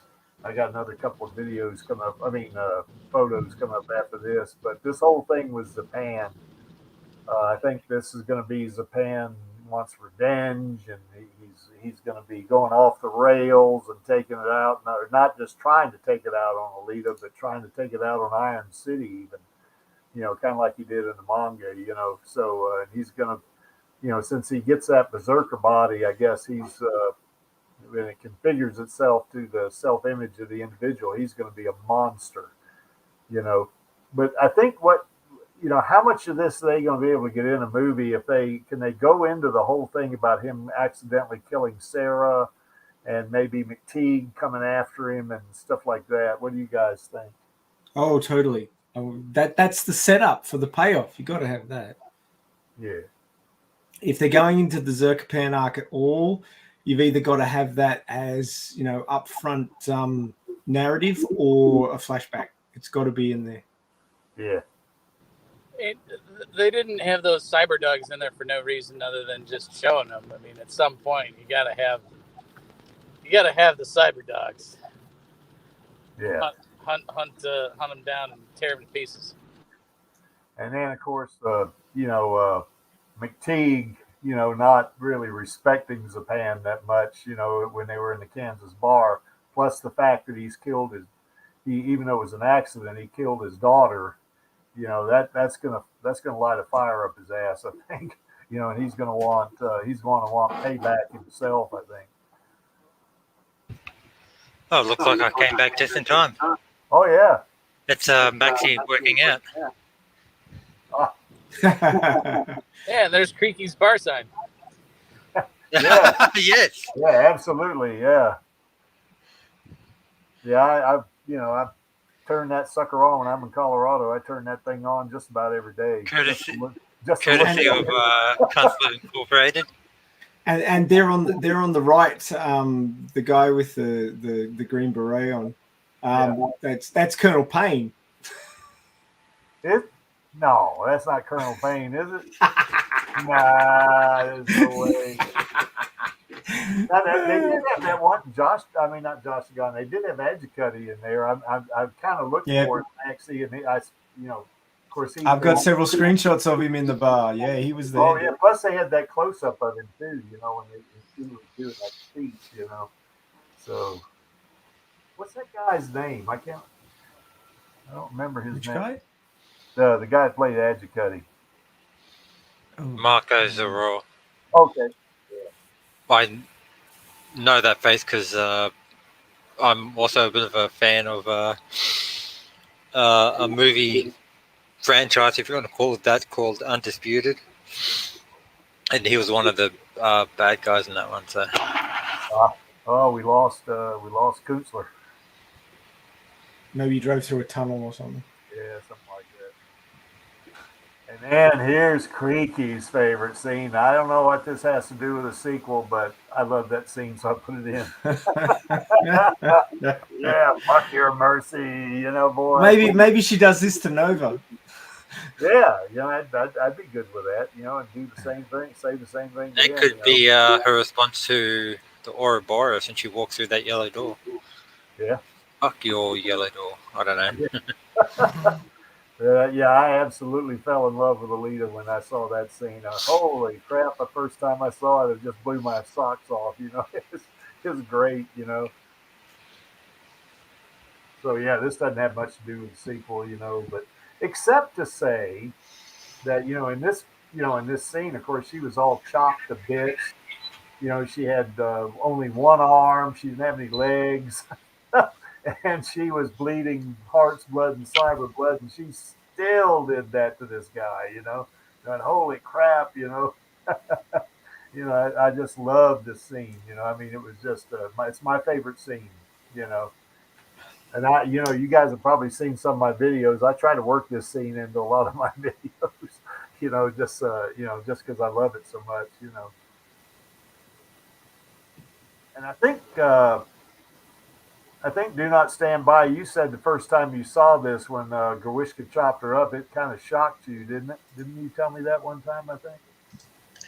Yeah, it did. It did shock me that she got chopped up. That was definitely different from the anime. And I thought it was a great choice for them to do it this way and to show Alita's character in a very shocking way. Oh, yeah. Oh, yeah, I think so. Boy, God almighty. Whew. I told Cran that if she had been a real person there, I'd have probably asked her to marry me. When I saw that, it was just amazing. It just blew my head off, And then, of course, after that, she gets her berserker body. Now, I think not so much a berserker body because I don't think they're going to do that. In my opinion, I don't think they'll do that much with a berserker body in the sequel. They may have a few things of her in, but she's going to, I think, be in the civilian body and protocol body mostly. But I think the main thing is that if they did do a scene of her, being a hunter warrior, maybe very brief, she would probably be in the berserker body, And the idea that she can change bodies too is another thing. I think it's just, where it's just accepted. Mentally she's accustomed, to being transferred from one body to the other, because she is a cyborg, so it doesn't, she doesn't grow the attachment to her body that like us humans do, And I think Maxie, one time you said that if you took a human, somebody that's been a human all their life, and you suddenly, if you could, put their body onto something like this, they would have issues mentally, wouldn't they? Oh, for sure. You'd also get ghost. Well, there's this thing called ghost limb syndrome where people who've had an amputation still feel that body part because their brain is used to having that input, and that when they're not getting that input, the brain just makes it up, Yeah, and they feel like an ache in a hand that's not there and things like that. So imagine translating that to an entire body. That yeah. would really mess people up. Well, you would have the body, though. I mean, the body, you can lose your hand. Let's say if like with people, like you say, they lose their leg, they still think their leg, they can feel their leg. But in this case, you have a leg, I mean, I don't, Yeah, but you'd be getting a set of information passed to you from the cybernetic body about where the leg is and what it's sensing and things like that. And overlaid over that, you'd also have ghost limb syndrome. yeah, So it would yeah, get very confusing, I yeah. I was think, to about to start say, with. yeah, you'd be getting mixed signals, wouldn't you? I mean, I sort of demonstrated that for Alita because in the movie her background is not the same as in the manga, so she was she was born a human in the movie background as far as we understand it, and Yeah, then she was put into a cybernetic body. So when in the prologue of my fanfic I basically said that her heart was aching, and that's ghost organ syndrome, where she's feeling heartache and she thinks there's something wrong with her antimatter heart because it's hurting, and she gets it out, looks at it, and it's fine. She's yeah, like, what the yeah. What the hell? Yeah. Okay. Yeah. and it's explained in the novelization that there's a homunculus in the mind, which is an imprint of the body, and when you're not attached to your body anymore, you've still got the homunculus in your mind, and it's the heart in the homunculus which is aching, um, not her real cyber heart. Yeah. Lee Evans says that 40% of them get that, kind of false feedback, so.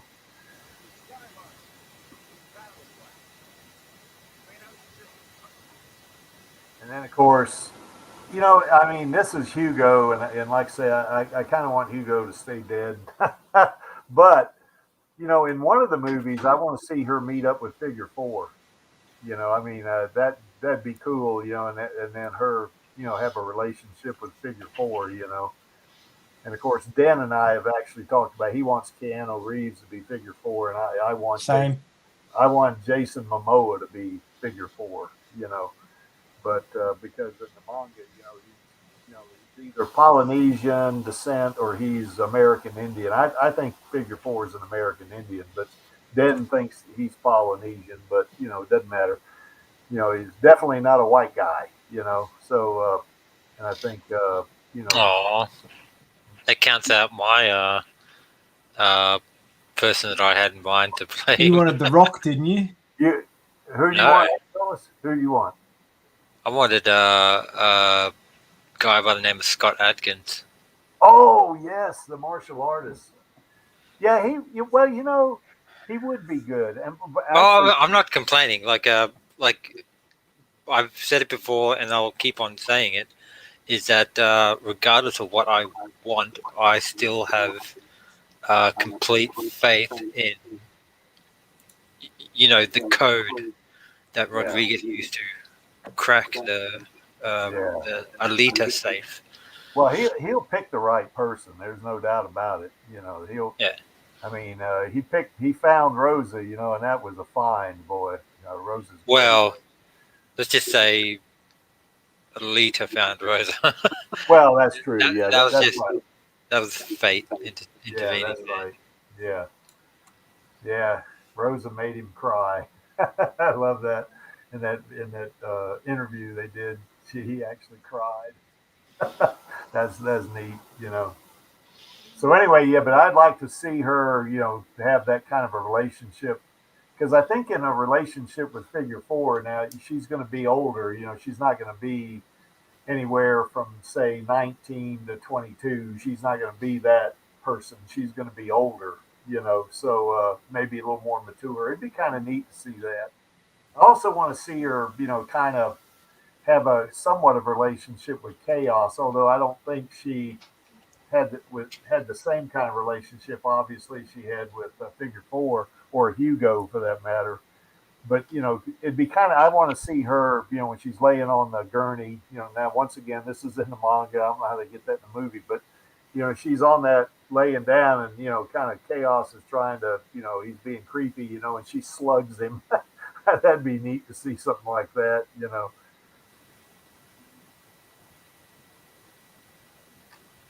What do you think? Do not stand by.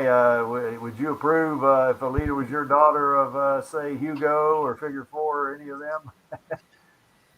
Yeah, there's a time jump. So yeah, when she's grown up a bit more, sure, I'm fine with her dating Figure Four. But that means we need more movies. Yes. There's no way they could they could crush that into the second movie. Yeah. There's too much going on. Well, they might could show a little something about Figure Four at the very end. Maybe a very quick scene. You know, maybe. But that'd be probably rushing it even then. I think. In terms they showed Nova at the very end of the first movie. Why not introduce a new character and get everybody like, who the fuck's this? At the end of the second movie. I mean, it's a thing. They could continue it. Yeah. Sorry, Angela, swear you good. Fuck, I forget. Well, that's a Queenslander for you. Can't remember something for 4 seconds. Because I'm always getting interrupted by a New South Wales one. But well, that's my job. Or North Carolina.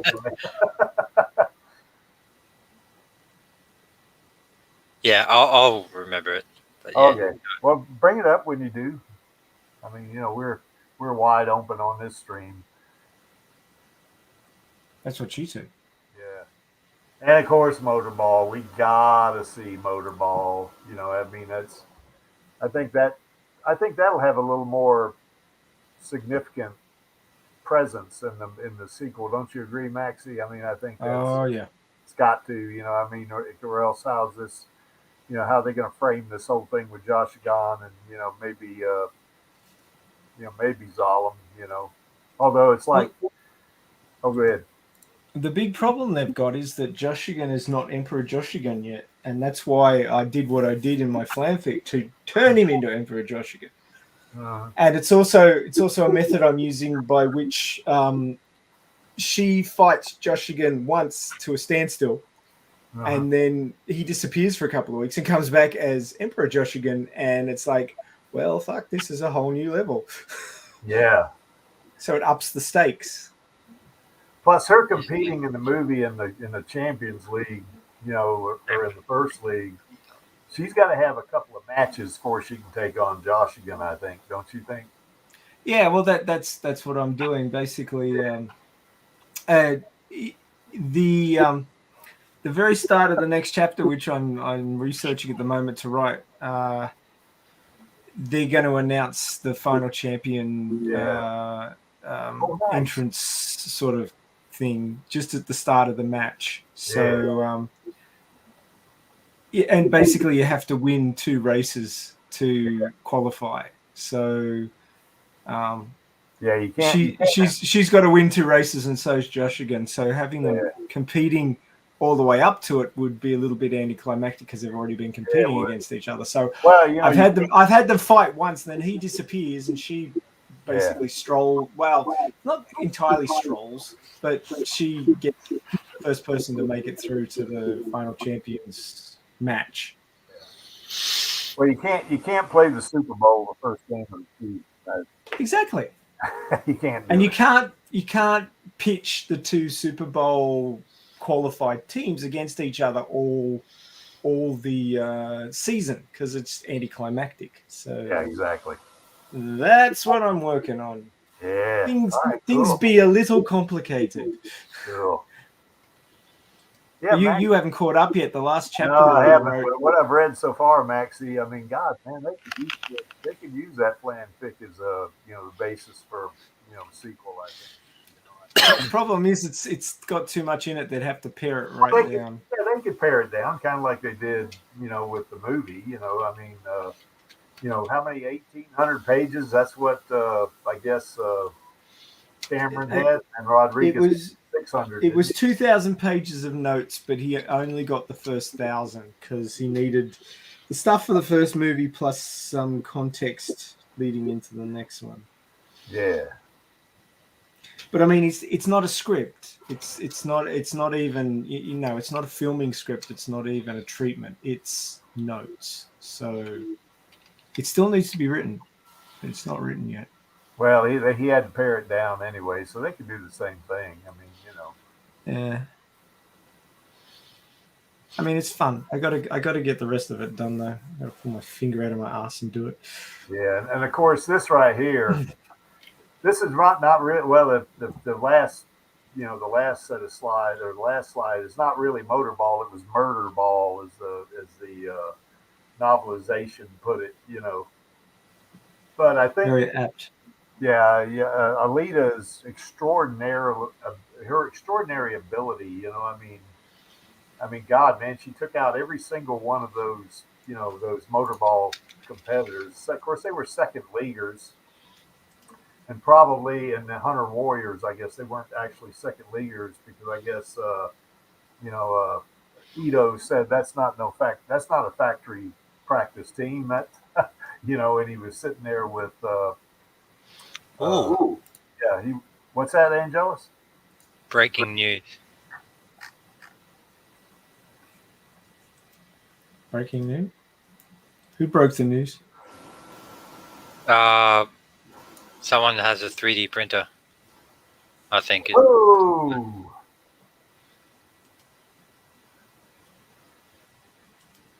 That looks like when she stands up after she slides down the rubble pile in the Undercity. Yeah. Well, there's rubble.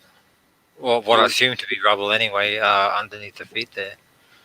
That's like just for that little bottom part there. That's quite a bit of attention to detail there.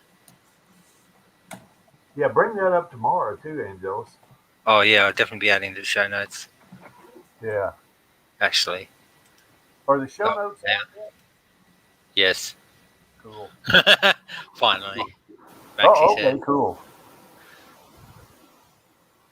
So anyway, yeah, that's certainly this is just continuation, I guess, because we do want to see Motorball.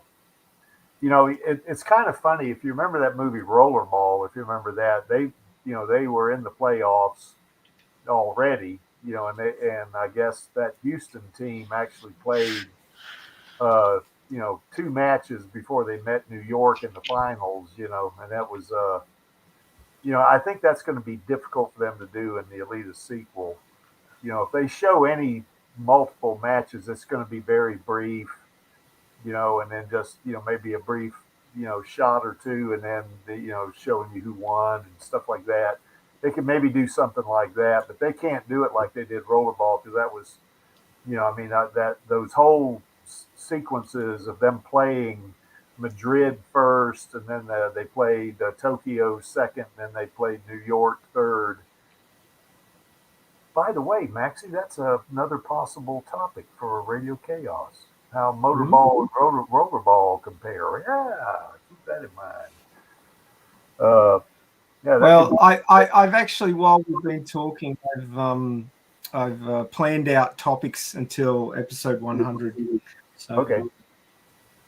Hopefully, we'll get a really good topic for episode 99. But anyway, yeah, that could be a creepy topic because I'm pretty familiar with Rollerball. That's been 4 or 5 times. So. Well, there's a direct quote from Rollerball in Alita Battle Angel. Yeah, it's no one's more important than the game. Yeah. Yep. We've got a great topic coming up in about 4 weeks' time. What is that, Angelus? Black Lotus. No. Oh yeah. That's your topic, man. 4 weeks. Yeah. I don't know. I assume it's 4 weeks. 6 weeks. Now Tony's going to be stream manager tomorrow, right, Max? Well, that's what he said. Okay. You never know with Tony, though. Well, that's all Are right. you coming on? I just want to make sure. Yeah, I'll be on. Yeah, absolutely. Hey. Yeah, I'm flying back to Colorado on Sunday, so. Well, it is your topic, so I'd hope you'd be on. Oh yeah. Well, my topic that I haven't seen a movie in 30-something years. I got to go watch it. Yeah, same. God, I think it's on Netflix. I think I'll have to look it up, so I'll find it somewhere. So It's anyway, yeah, on. we got to see. It's on Prime, but you've got to have the MGM add-on, which is really annoying. I think I got that. Well, I do have Prime, so.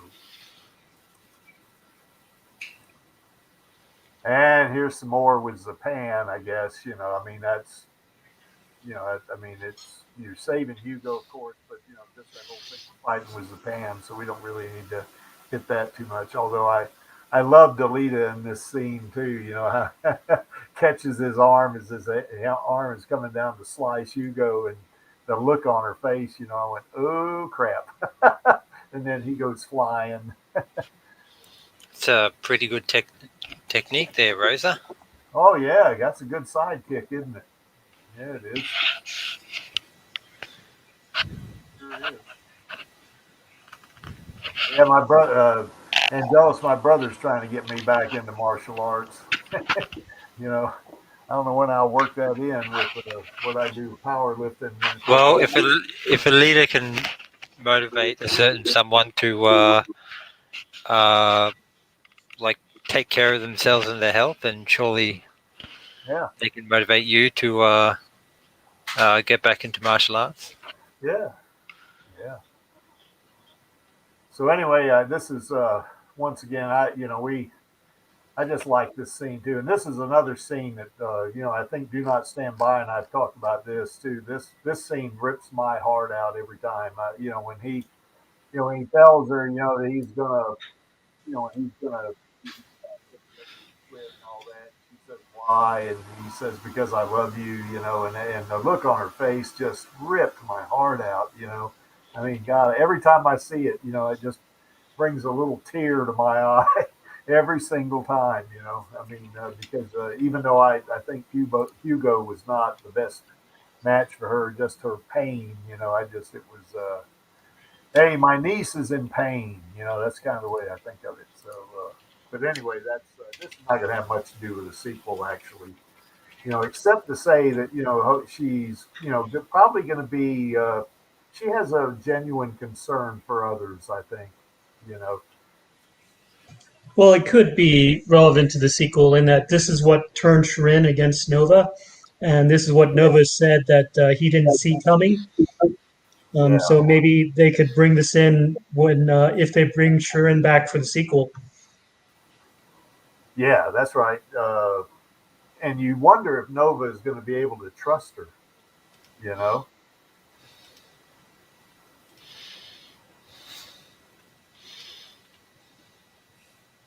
I can see Nova doing the Robocop 2 thing with Sharon.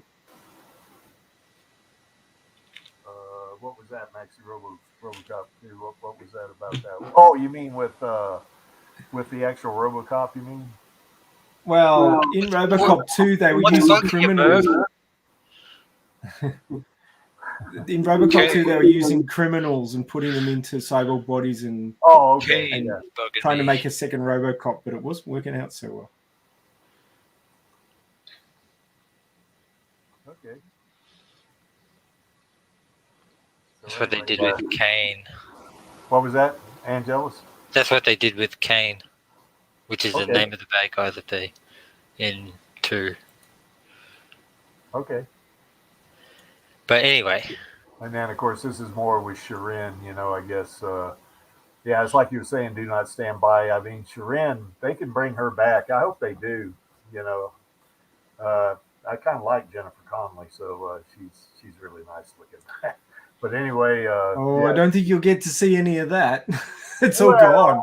She'll be in the cyborg body, but, that's okay. We'll still.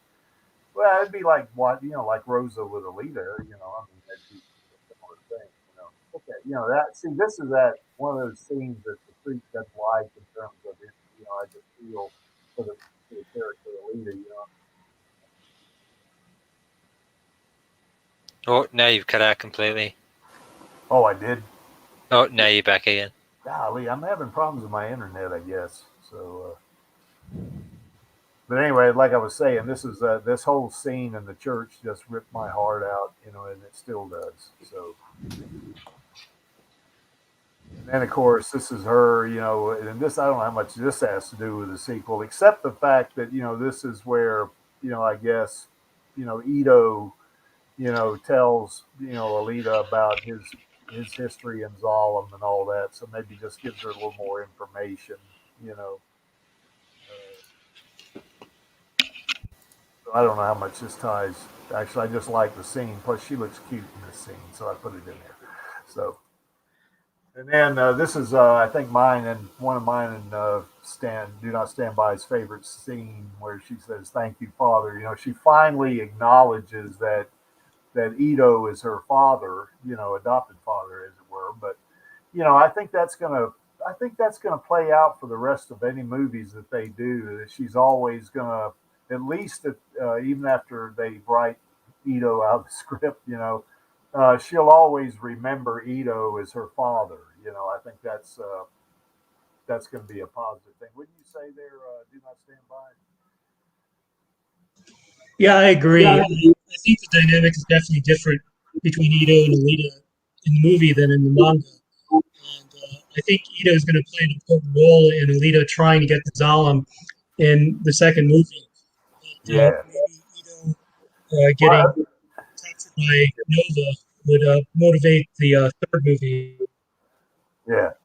Well, I think too that this scene. I mean, even Alita's relationship with Hugo at the beginning of the movie is different than the end. The beginning, she's kind of like a little bit of a rebellious teenager, and then toward the end here, she's more adult. She's more mature, as it were. So.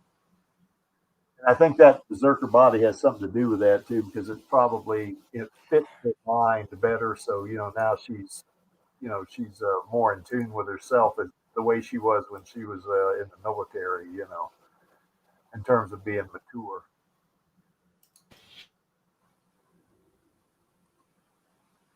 And then yes, we're going to see a lot of fighting. So I put this in there because I like that whole scene where she takes out the Centurions, and I spent a lot of time calculating how fast she was and how high she jumped and stuff like that. I've done a couple of streams on it and a video. So, but I think that her whole fighting skill is going to carry through on sequels. I mean, because it's got to, because it's going to be a struggle. Her big arc is going to be, kind of laden with struggle. So that she's going to have to be, she's going to have to be a good fighter. So. Then, of course, killing Gorishka. This I don't know how much this has to do with the sequel, but I put it in there.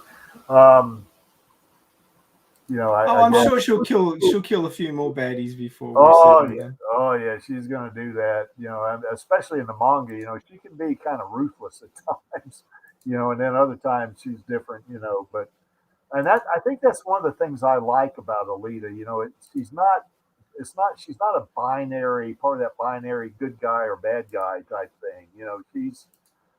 She has her moments, and she can be very good. And she can get into that gray area sometimes, kind of like when she talks to Nova here, and of course she's got that sword at him. Of course, Nova don't care because it's not his body.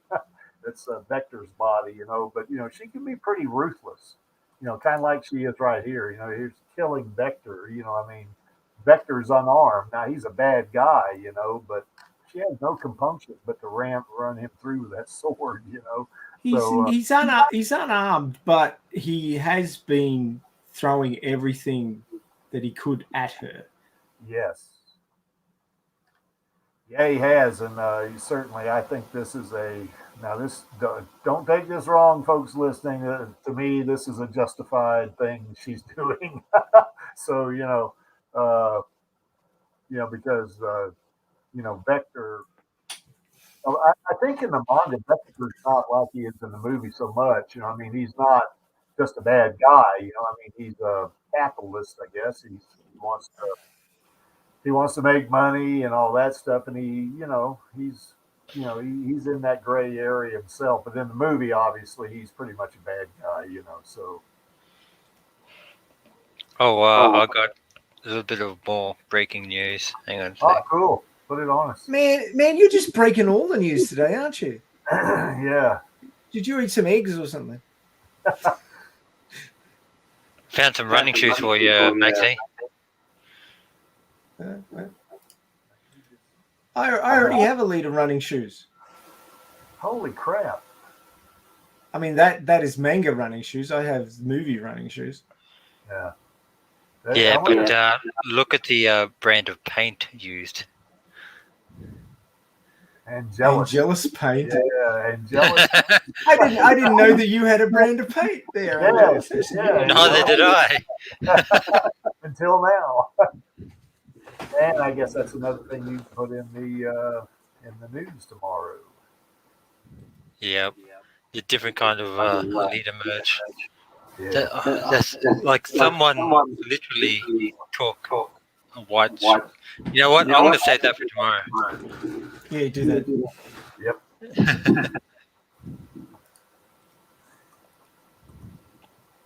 And of course, she loses Hugo here, and I think in terms of the sequel, I think she's going to go through periods where she experiences loss. This is just her first experience with loss after being woken up by Ito, or having been put in a body with Ito. But I think she's going to experience this more and more. So. And I like that about her too. I mean, she's a human. I mean, she's got human feelings. And she's not like some Superman archetype. She's definitely a person. That can hurt. Yeah, Ash Blackwind. That's exactly right. She is filled with kindness and life in a lot of places, but in other places she's ruthless. So that's okay though. I'm good with that. Yeah, I want Shirin in the sequel too for sure.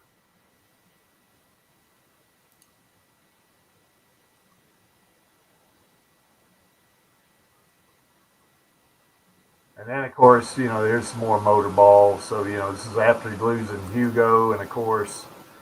She's going to remember Hugo. I would not mind seeing flashbacks, with Hugo, and they could even shoot a new scene or two as long as they keep it brief.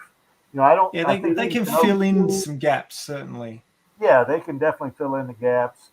Although you can go overboard with flashbacks, so I don't want to do too much. I mean, if 50% of your movie is flashbacks, that's not going to work.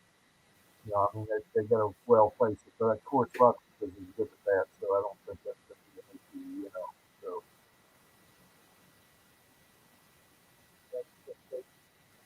You faded right out, Creaky. Oh, that's my damn internet again, I guess. You can hear me now? Yep. Yeah. So anyway, yeah, I guess she's, I'm trying to wipe the tear away, and it's not going away. Yeah, exactly. Oh, that's because it's got to fall. That's because it's got to fall off her face, so she can cut it in half. There's no way you can wipe it away. Yeah. Oh, put my hand with it. I remember seeing that everything right or everything great about Alita Battle Angel. I can't remember the name of the guy that did the video. He does a lot of these reviews, and he said this is Deadpool level skill right here, and yeah, it is. Slicing a tear in half. Of course, that's a monomolecular edge on that Damascus blade. So But what you've got to remember is that's outside of her field of vision. Yes. That tip is behind her arm. Yes. So she had to calculate the speed of the drop of the tear. She's screaming while she's doing it, so she's not, like calm and focused. She's angry. Yeah. Like she's devastated, and yet she can still get a blade which is back behind her to cut a tear in half. Yes. This is superhero level skill right here. That's what this is. Yeah. Even though Alita's not a superhero, she has that level of skill, you know. One of us. One of us. That's right. Hey, Creaky, pick up my share screen for a second. Oh, sorry about that. I was over in the That's all right. yeah. So these are the running shoes that I've got. Ah, These are the Alita men's running shoes. Purple, of course. nice. On the front, they've got the 99 there, Yeah. and it says Alita up here on this pull tag, and on the back, it says Battle Angel along this Nice. stripe here. I wonder And if they're very good. I wonder if they have powerlifting shoes for Alita Power. You know, Alita. You could probably use them as powerlifting shoes. Well, no, not with those thick heels on them. The thick soles. It's too squishy. You gotta. All right, you need something that's not going to compress when you lift. Yeah, that's right. Because you lose balance and stuff like that. You know. So. Well, they're good for running on a treadmill. I'll give them that much. Oh yeah. Well, I'd buy them to run in. Absolutely. Oh, I wear these every day. Not all day, just when I'm going down to lift and run on the treadmill. What do y'all call it? Bushwalking or what? Or oh no! I wouldn't wear them out in the bush. No! I wouldn't do that to them. oh, you just wear them to do your daily constitutional one. Yeah, I wear them to walk on and run on the treadmill while I'm watching anime and lift. Ah, okay. Yeah, Maxie, when I get to Australia, we're gonna have you and I and Angelus will have to lift weights. Yeah, well, I'll be behind the both of you probably. I'm a bit weedy still. I don't know about that. I don't want to be embarrassed. Matter. Be embarrassed by an old man. Don't matter how much. Don't matter how much you lift. Doesn't matter how much you lift as long as you lift. That's the way I see it. All right, fair enough. Yeah. You can have a beer afterwards and waste all that. Yeah. We can have a beer afterwards. I don't have any problem with that. So you know, and of course, I haven't had any alcohol for nearly 3 months. Wow. I thought Aussies had to drink alcohol. I thought you'd. Yeah, I had to turn in my Aussie card. It was really sad. Well, of course, if you were drinking Foster's, you know. Oh, come on. That's not going to happen, is it? The worst beer I have ever had was a hot Foster's. Oh. At a it was a bar crawl in my first year of university. Oh my god, it was terrible. In February as well. Angelus knows what I mean by in February. Well, the Foster's over here, like you say, is good. You know, I mean, it's Crown lager, I think. Like yeah, it is. You guys get the good stuff labeled as the ordinary stuff, and we just get the shit. Yeah. But anyway, yeah, I've drank Foster's, at least the American version of Foster's, not the Aussie version. So. Well, that's okay.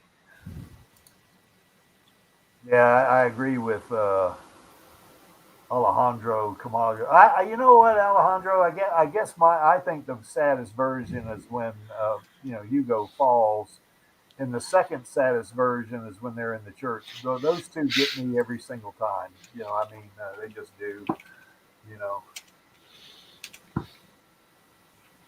know, a power lifter, you wouldn't think would be sensitive to that, would you? But I am. And that's pretty much it, guys. Just some of the photos I got out of the movie, that I thought, might have some kind of role in the sequel. I think that they've got to put Zerkapane in there. That's just epic. Yes. Yeah, definitely. And they've got to finish off the motorball arc because they've started it. So I think we'll definitely see at least those two. Yeah, they got to have those two in there, and then of course in the third movie, then they do the Badlands and that kind of stuff. So, and then she starts up a fling with Figure 4, and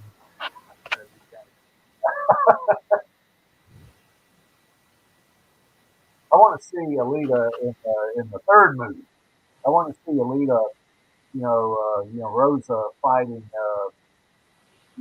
whoever it is. I mean, of course, the Creeps Creek Stick is Jason Momoa, but Scott Atkins could be one if Angelus likes that, or even even Keanu Reeves. Then but against I think Jason Momoa, Scott Atkins he's kind of a big guy, but he's not big. He's not big like Jason Momoa. He's a really good fighter though, that's for sure. But I think Jason Momoa, he's kind of like he's a big dude. He's muscular. And it'd be kind of funny to see how they would pull that off like they did in the manga where Alita just literally beats the crap out of Figure 4. And then of course then they have a relationship after that. So that would be the neatest thing, I think. I think the third movie will be tuned with the new love interest, Ouroboros, and then Attack on Zalem. Can they get all that into one movie? Oh well, they're not going to have as much detail. Like Meeting Chaos will be somewhat shorter than it was in the manga and things like that. Like, well, what I'm trying to get, what I'm angling for, though, is a fourth movie. So Yeah, well, I mean, they've said they realistically looking at 3, but yeah, there's enough material in there for like 5. Oh, Easy. absolutely. Yeah, and they wouldn't hurt my feelings if they did more than that. So did we miss anything, guys? I don't think we did. We had a lot of photos in there that really don't play into the sequel, but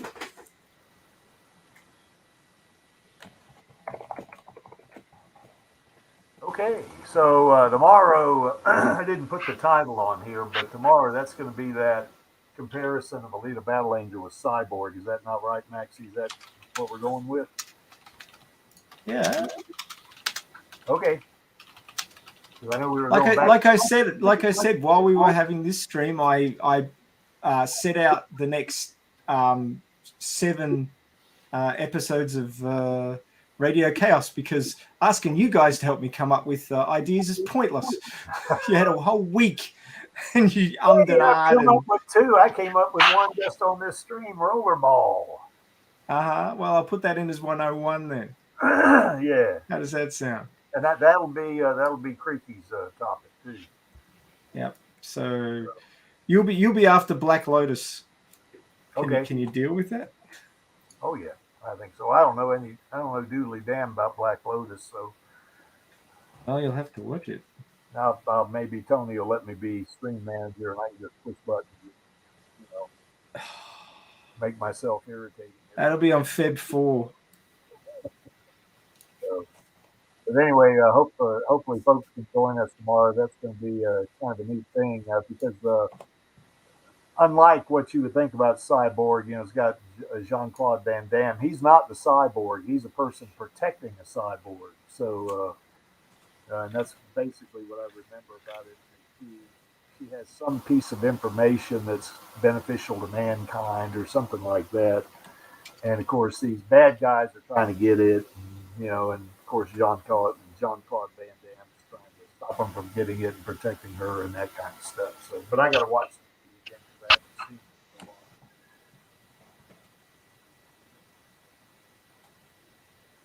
Any more thoughts about this one, Maxie? Are you the host tomorrow, or is Angelus?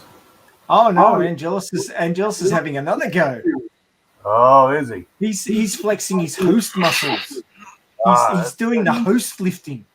Okay, cool. So Angelus is the host. Cool. Yeah. So he'll have to watch Cyborg tonight, won't he?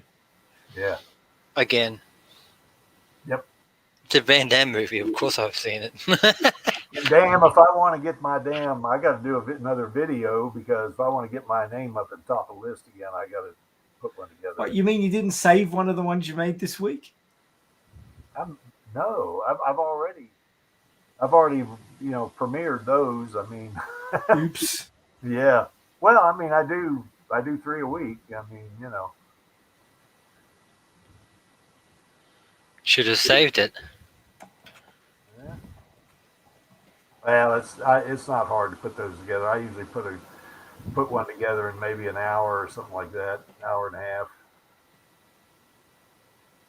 I do love doing them though.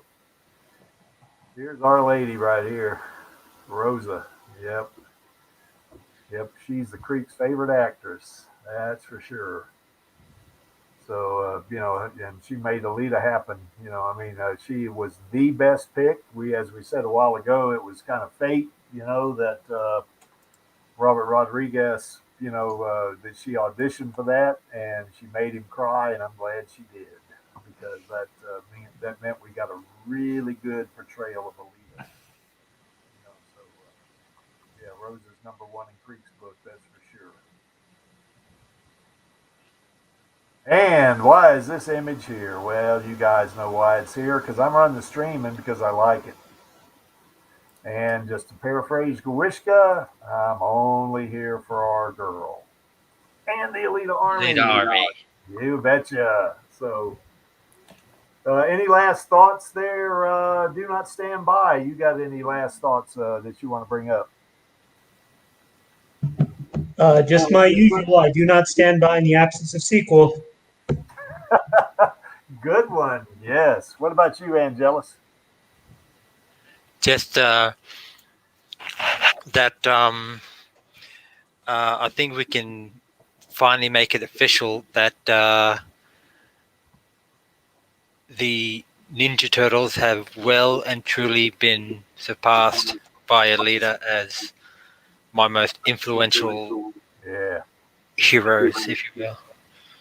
Yeah, she passed two or three of mine, like Jeremiah Johnson and Once Upon a Time in the West, and she got way past those. Although I still like those movies. What about it, Maxie? Any last thoughts? God damn it! Give us a sequel, Disney. Yes. Yes, give us a damn sequel. We want it. We don't want just a sequel either. The Creek wants at least 4 movies, maybe 5, and I want a series. And I want a prequel, too. I mean, even though the prequel wouldn't have Alita in it, I'd still watch it just for background, They probably won't do a prequel without Alita, but, Australian Catholic University. What? There's a university called the Australian Catholic University, or as its acronym is called, ACU. Okay. And ACU also stands for Alita Cinematic Universe. Nice. Boom! Yes. Nice. That's what we need. That's what we want. Yeah, merch and everything. Although the merch is coming around, isn't it? I mean, I've seen some Alita stuff. Only because we've had to make our own. Yeah, that's right. Hell, you've got fanfics. You've got we'll see in the news tomorrow because there's quite a bit of news. Yeah. That people, I reckon, will enjoy. Well, I know the Creek is wearing that T-shirt I got that Cran drew that picture of Lita doing the deadlift. So I'm wearing that shirt right now. I love that shirt. I have my 2 art pieces that I commissioned from Cran on T-shirts, and I wear them every week. It's funny you should say that because I'm wearing my Alita Army T-shirt now as well. Cool. Now you guys do wash those shirts, huh? Oh yeah. We're meant to wash them. Fucking Queenslanders. Yeah, I know. They haven't discovered laundry detergent yet. Okay, guys. Well, I guess we bring the old stream to a close here, and I guess it's been fun, And I guess on my count of 3, we'll do the somewhat newer call to action, and that would be 1, 2, 3. Film that sequel, baby. And we will see you next week, and we'll see you tomorrow on Radio Chaos. Good night and good day. Go watch Cyborg, 1987.